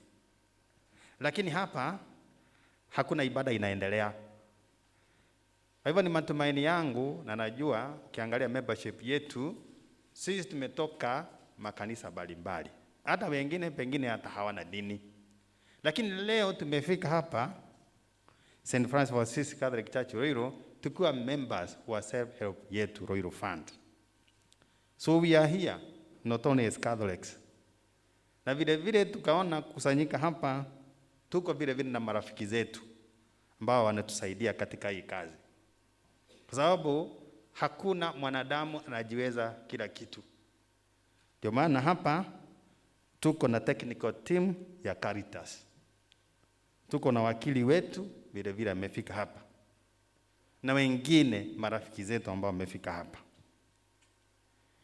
Kwa niaba ya ndugu wa Kapuchini tunafurahi kuwa na marafiki wengi. Ambayo hii kazi ilianzishwa hapa na waanzilishi wetu hapa wakati huo, patron wa kwanza Father George Bezina. Na yuko hai. Yeye amestaafu kwa sababu ya umri, na yuko pale kwetu, nyumba yetu pale Westlands, Raptor Road, Father George Bezina. Na ndiye alishirikiana na akina mama kuimarika zaidi. Na niseme hata wewe kama una jambo lolote ambalo ungependa kusaidia jamii, usikae nalo. Tenda wema. Wakati tumeingia hapa, chairman wa Caritas ameingia amesema hapa, na hii hall ile ni vizuri sana. Amesema ameenda maparokia mengi. Lakini akaona sehemu kama hii haiko katika maparokia mengi. Parokia nyingi hazina mahali ambapo tunaweza kukaa hapa. Kwa hiyo nasema tuwashukuru wale ambao wametuwezesha na wale ambao wamefanya mchango wao, ndio siku ya leo ikaweza kufana hapa St. Francis of Assisi Catholic Church. Na wewe ukienda, kiwa una uwezo, endelea kutusaidia ndio tuweze kutoa huduma nzuri zaidi na mambo yaweze kuboreshwa zaidi. Kwa sababu hii, furahi ya siku ya leo na sababu ya tufanya tuje hapa wakati ambao unaweza kufanya, hapo siku za usoni watu waweza kukumbuka. Sasa hii tunaenda kumsindikiza hayati Mwai Kibaki. Naweza kuwa hatuwezi kukumbuka Kibaki kwa mambo mengi aliyofanya, lakini hizi barabara, super highway, ingawa hata maiti yake itapitiwa kwenye hizo barabara, alifanya mambo hasa kwamba atakuwa anatumia hizi barabara. Na ndio sababu nasema marafiki zetu wale ambao wanafika hapa kwetu, mchango wenu na kufika siku ya leo, tunafurahia sana, na nasema Mungu Mwenyezi awabariki na azidi kuwapatia neema nyingi. Wakati ambao tunafanya hii shughuli ya kuhifadhi pesa zenu na mipango ambayo iko, tunakuwa na changamoto nyingi sana. Changamoto ziko. Na kama unapata changamoto, kuna watu wengine ambao wamebarikiwa zaidi ya wewe, zaidi yetu.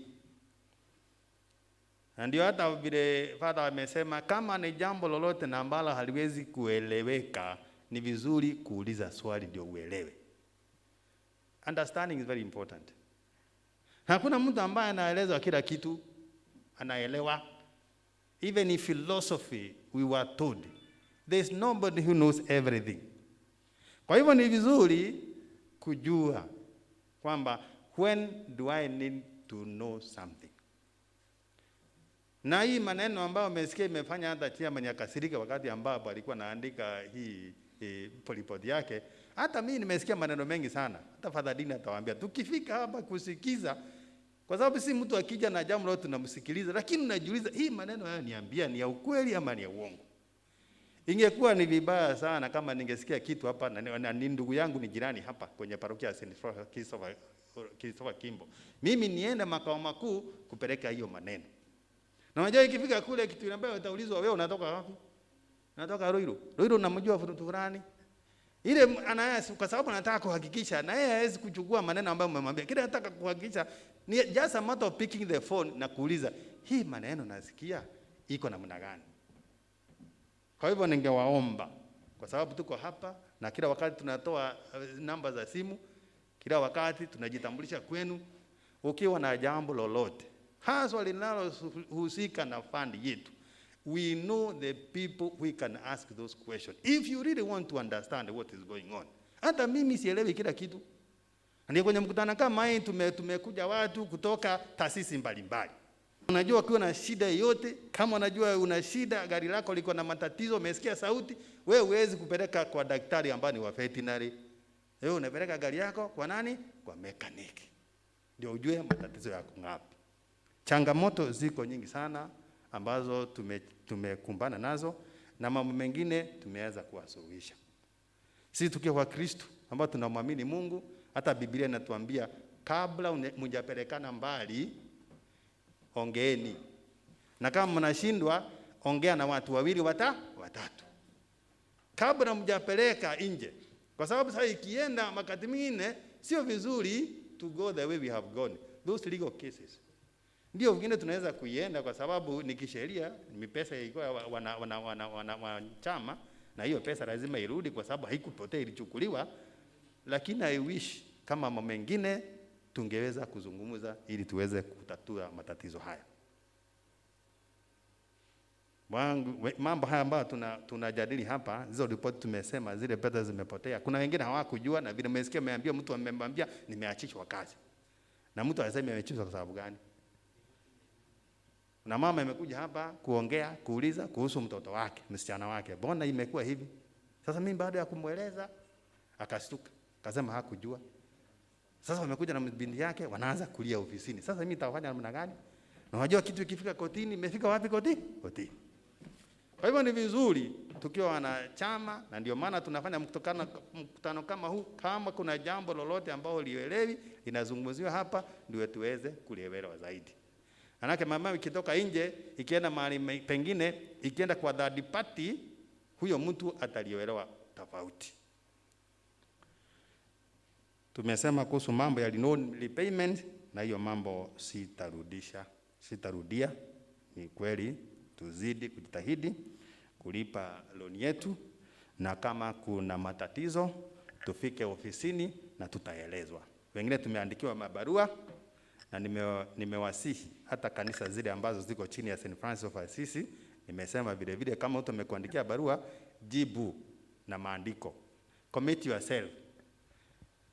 yourself. Kwa sababu jambo linaeleweka. Wale ambao wafanyi biashara, mnajua vile mambo imekuwa. Biashara haikwenda vizuri, na tunajua. Na wale ambao wanafanya hata biashara kubwa kubwa, hata kuna wengine wameathirika, na kuna biashara mnaona zimefungwa. Hilton Hotel, wale ambao wamekuwa CBD Nairobi, mlikuwa naiona ilikuwa landmark. Sasa hiyo wamesema itaendelea kufanya kazi mpaka December 2022. Inafungwa. Kama Hilton Hotel inafungwa, na tunajua ni kwa sababu ya biashara na jina sisi. Lakini sisi hatufiki mahali ya kufunga, hapana. Kabla tujafika hapa, tunataka tujadiliane ndio hii safari tuiende pamoja.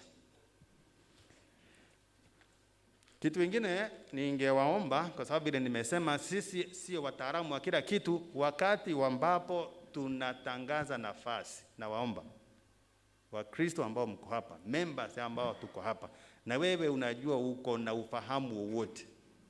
If you are a professional in any area, but ni vizuri tungependa kufanya kazi, wewe ni mwanahisa, you are a member, na vile vile unakaa kwenye board ama pengine unakuwa staff member.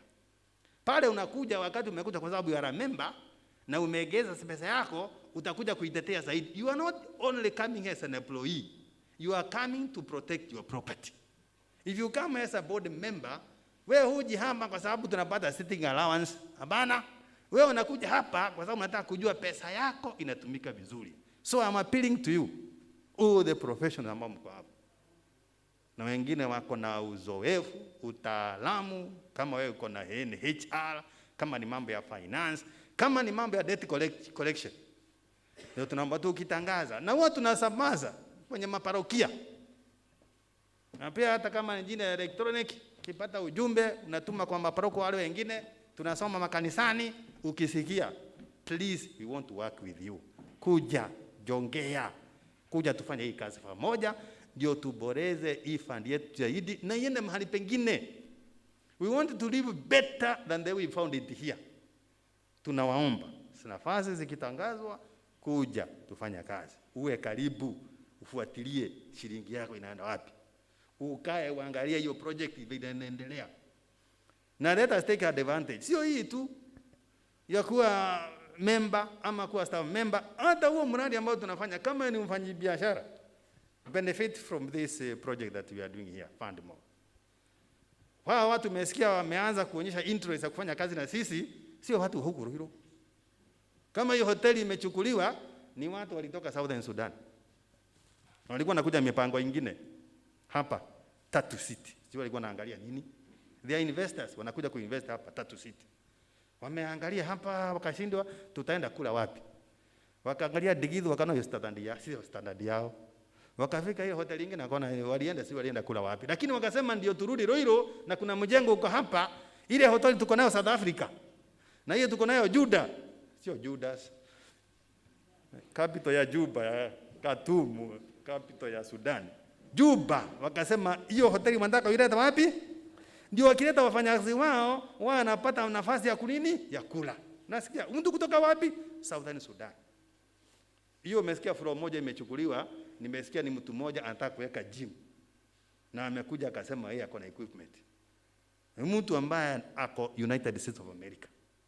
Sasa nauliza, wewe ukiwa ni mwananchi wa Ruiru na vile chairman amewa challenge, watu wengine watakuja na wewe unapita hapa tu unasema tu hii mjengo ni maridadi na imejengwa na watu wa Ruiru, na wewe utakuwa wapi?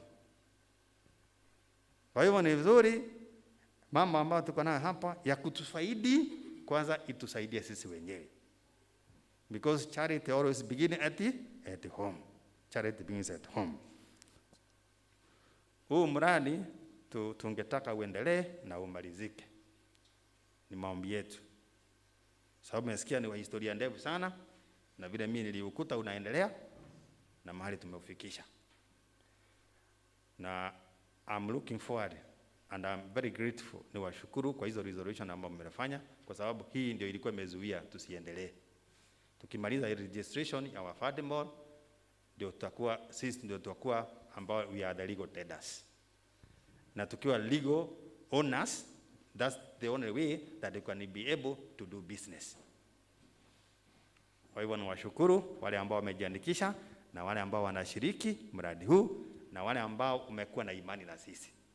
Ingawa maneno yamesemwa mengi, fandi inaanguka, sijui mambo mengi, bado tunaona huo mradi mlituamini na umefika mahali umefika. Kwa hivyo mkiondoka hapa, ujumbe wangu ni kuambia Wakristo na wale wengine ni wanahisa kwamba mradi wetu unaendelea vizuri. Na wewe kama uko na utaalamu wote, uwe tayari kuja tusaidiane. Ndio kazi iendelee, na ndio watu mambo mnasikia wakisema watu wanatafuta pesa iwe mfukoni, tujue kwamba kuna padri ambao alijua namna ya kuweka pesa mifukoni ya kina mama.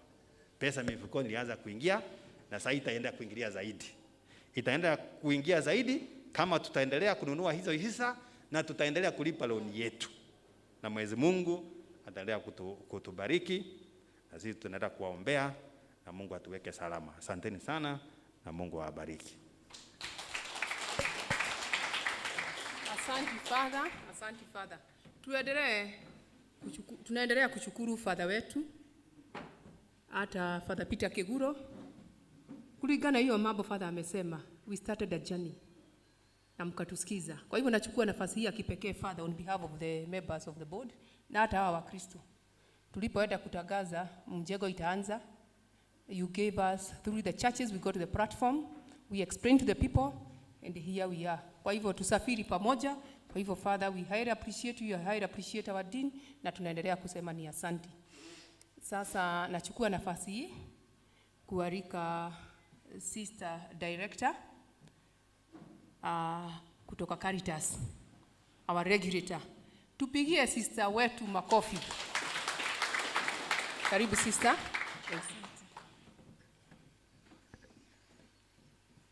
Our chairman, Mr. Manudu, Ruiru Fund Board, our patron, and our dean in absentia, our friends, Mr. Mira, and also all those who have been invited, our old board members. We have Mr. Kenyuli also with us, from Caritas Microfinance Bank, and any other invited guests, and also our delegates, all of us who are here physically, and those who are following our meeting through the virtual platform. God is good, and all the time. I wish to start my brief speech by congratulating Ruiru Fund members during this third annual delegates meeting. A day like this, we always meet to analyze our achievements, to look at the challenges that we have gone through the whole year, the last year, and also we agree on the way forward. And for that reason, then, you will allow me just to highlight briefly on where we are and supporting this from the technical office. Wale wameongea mbele yangu, wengi wameongea kuhusu mafanikio. And when we talk about the achievements, we always note that those achievements, they don't just come just like that. There is always work that is done, and there are a lot of efforts put together, and at the same time, through hardships, there are those who really work hard and never agree to get discouraged. Mumesikia our patron akiongea kuhusu what the chairman said, that by the time he was doing his report, he was a bit annoyed. And that one we can confirm. Why? Because of the stories that we are going on aloud. And some of those stories, some of us, probably we participated. Talking without knowing what we are talking about. Today I want to confirm that Ruiru Fund is doing well. Ruiru Fund still remains our best self-help group in terms of performance among the 204 groups we have in the Archdiocese of Nairobi. In our report, the other year we had reported 195, but I want to confirm that we have other new groups that we established within that year. And if you are with us today and you understand what we are talking about, by the time we will be finishing this meeting, when you go back, try to help us share this information in page 20. Page 20 from our booklets. This is what Ruiru Fund is today as we sit here and deliberate about our performance. The analysis that have been presented here by the chairman, talking about the growth in investments, our deposits, loan portfolio, interest on our loans, return on investments, and distributable surplus. All of those statements we are talking about, there is growth, isn't it? Apart from the membership. Mungu ni mwema na kila wakati. This is Ruiru Fund, and this is who we are. Kwa hivyo, wale wanaendelea kuongea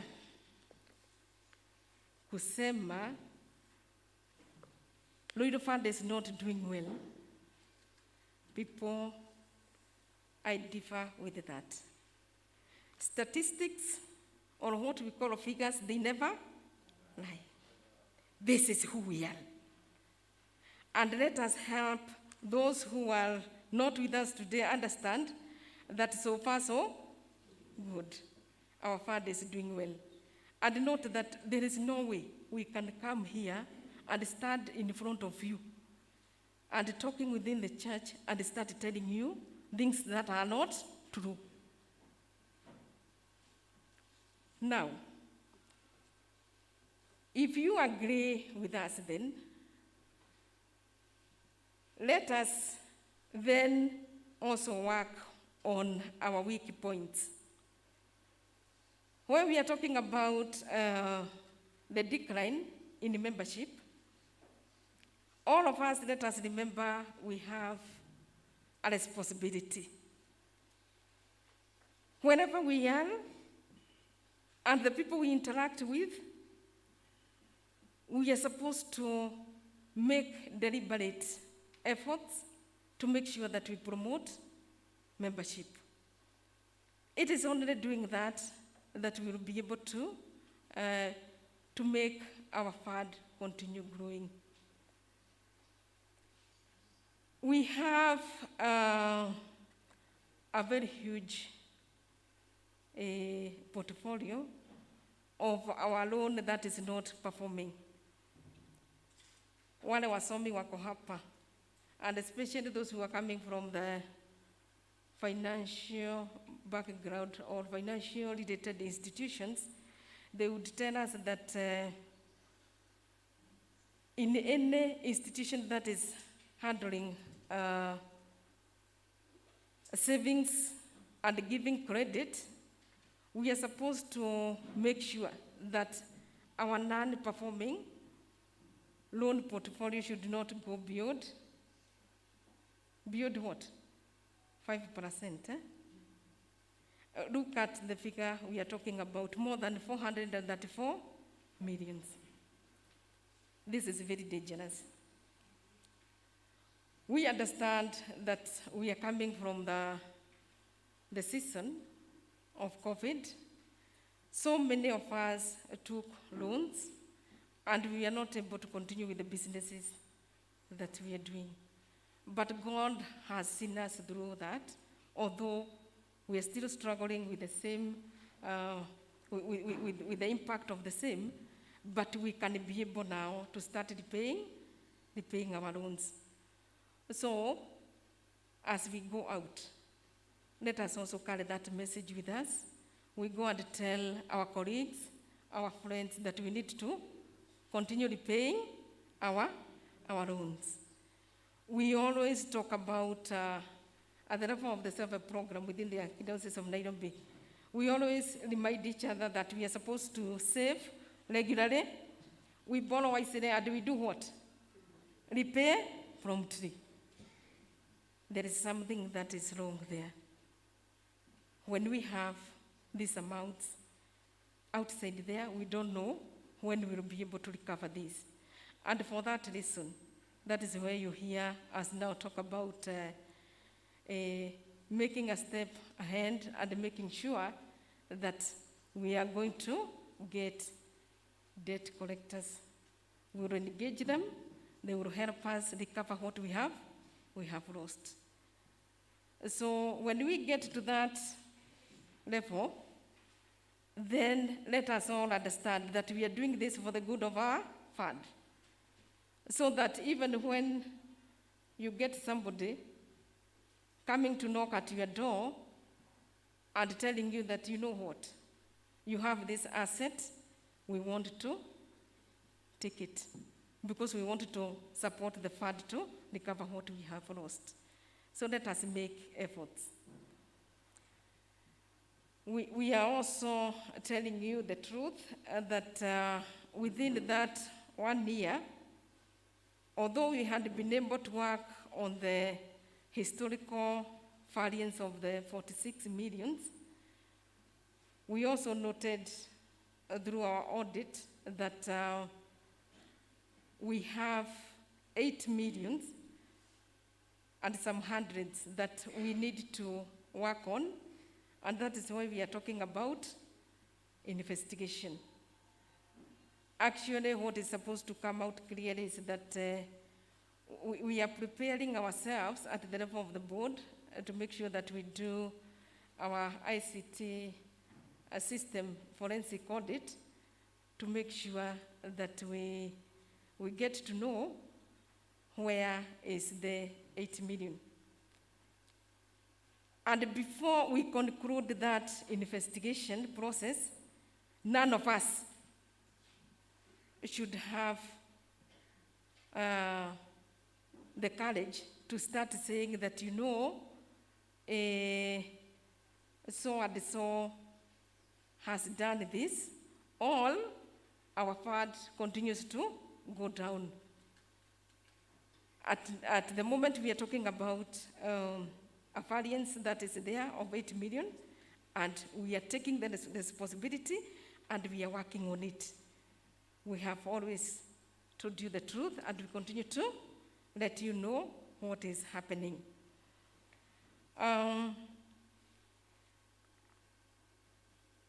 Off from the performance, we also want to say this, that from the technical office, we always advise on some areas that we need to work on. One of those areas is that where we are supposed to follow the policies and our guidelines as presented by the Social Promotion Trust or the trustees, let us adhere to that. And when I talk about using and making sure that we follow or adhere to the policies, I'm starting from the management, working closely with the board, and also the top management at the fund. We have different policies that we developed to make sure that we enhance our guidelines. Where we are handling the finances, we have a finance policy.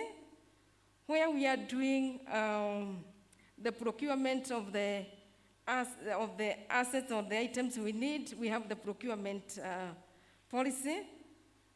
When we are recruiting, we have what we call the HR and recruitment policy. We have investment policy, credit policy, and others. We have already developed the needed equipment or instruments that are supposed to guide our work. So let us, all of us,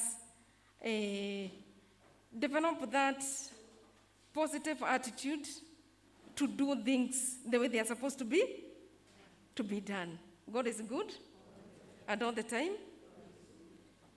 When we use those policies and the guidelines that the social promotion has given us, people, let me assure you, the issues we had been talking about, the historical issues, and even what we are talking about today, all that will become history. Na ninawakumbusha, hii kazi yote tunafanya ndani ya kanisa, si ndio? It is in the church that we are supposed to behave accordingly. Yeah.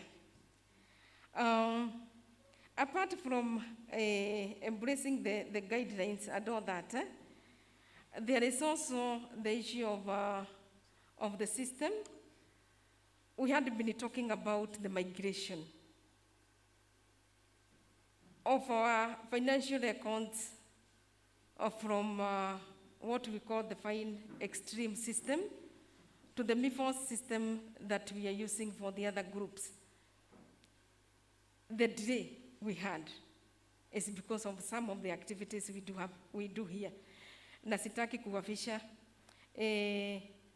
You know, from our groups, if you ever go for benchmarking, mutaambiwa, we normally don't do what we call the deposits.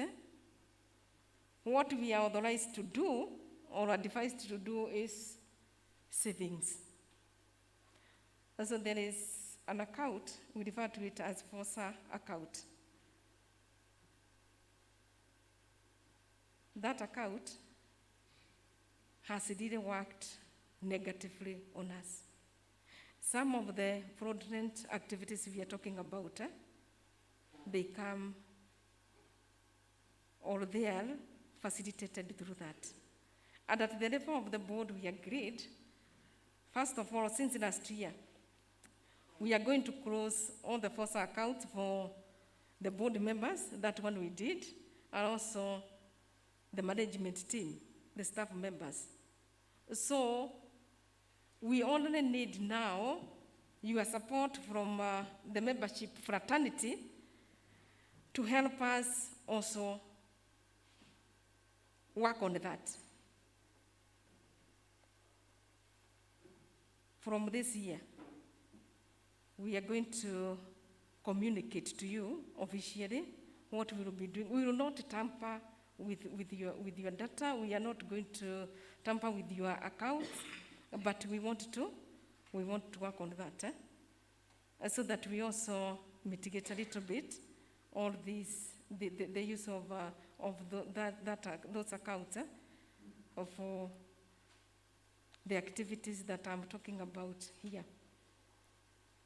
And like I said, I'm confirming what we have proposed at the level of the management, and we will do it for the good of all of us.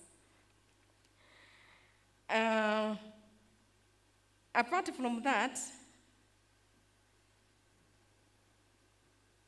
we started the internal restructuring working with some components, and one of them was the issue of the HR, or the human resource, or the personnel docket. I realized that for the first time today, from the chairman's report, he analyzed all the staff members and their professional skills that they are bringing to the fund and all that. I want to confirm that we have not finished that restructuring process. We will continue with it and take it from us today that for the staff members who are working with us today and those we will bring in later on, if they don't behave like professionals, definitely we will keep on working on that. So don't even start talking outside there, telling us that, you see, we knew that so and so came to work with, in the fund last year, and today he is not there. So you allow the board, the managing board to do their work. God is good, and all the time. At times, it is very difficult to take that, because probably some of these staff members who are coming, they are our relatives, they are our friends, and all that. Lakini, hata chairman alisema, ukisikia kuna mambo inaendelea na ni baya, na watu ndio wanaendelea wakisema, you know, it is happening 1, 2, 3. Alafu, he or she is pointing at other people. Unahitaji kumuuliza, have you participated in that? And if he or she has participated, then umwambie hata wewe, you are not doing the right thing. And with this, I'm also saying that let us reduce our politics. I have always told you, people, that around Ruiru, we are very good at talking, and sometimes our internal politics, or even outside there, it can become destructive. Actually, that is what has been happening. So can we reduce that? Can we work together for the good of our institution? We also continue to confirm that all what had been proposed in our strategic plan that is ongoing, we are going to make sure that we will implement all the proposals for the good of the growth that we want to see in this fund, and also for what we want to see in the future. Having said that, Let me now also turn to our development at plot 173, whereby we made efforts through the social promotion trust or trustees in the year 2013, and we brought His Eminence Cardinal Joy to the same venue. He came and he spoke with you people, and he also did assess the plot that time, and he gave us permission to develop the plot. Now, as we are very happy to be given the permission to develop the plot, but then where we have reached now, we also feel like tunaenda tukiregea kidogo. Very true, or pole pole. So, let us complete the project. It is for our own good. And so, having said all that, I just want to continue congratulating you and telling you that let us continue working together. It is for the good of our institution, and when we put our efforts together, definitely something good will come up. I repeat myself and I say this. You might think that there's not much that is being done here. For those who are well connected outside there, you'll note that within the 2 years that we had been suffering because of the COVID issues, those who knows what happens in the circle fraternity, more than 300 circles has been closed, or they went down completely. Why? Because there was very little activity. For us, we are here today because God wants us to continue. And that is why I keep on saying, so far so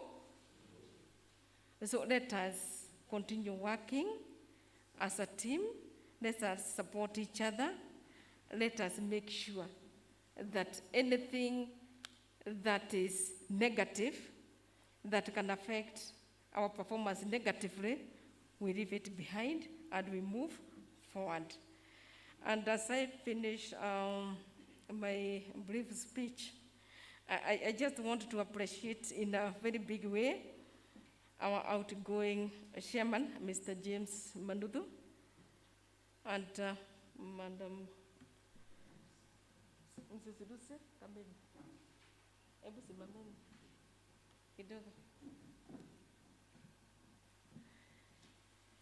When we talk about giving service, and to some extent,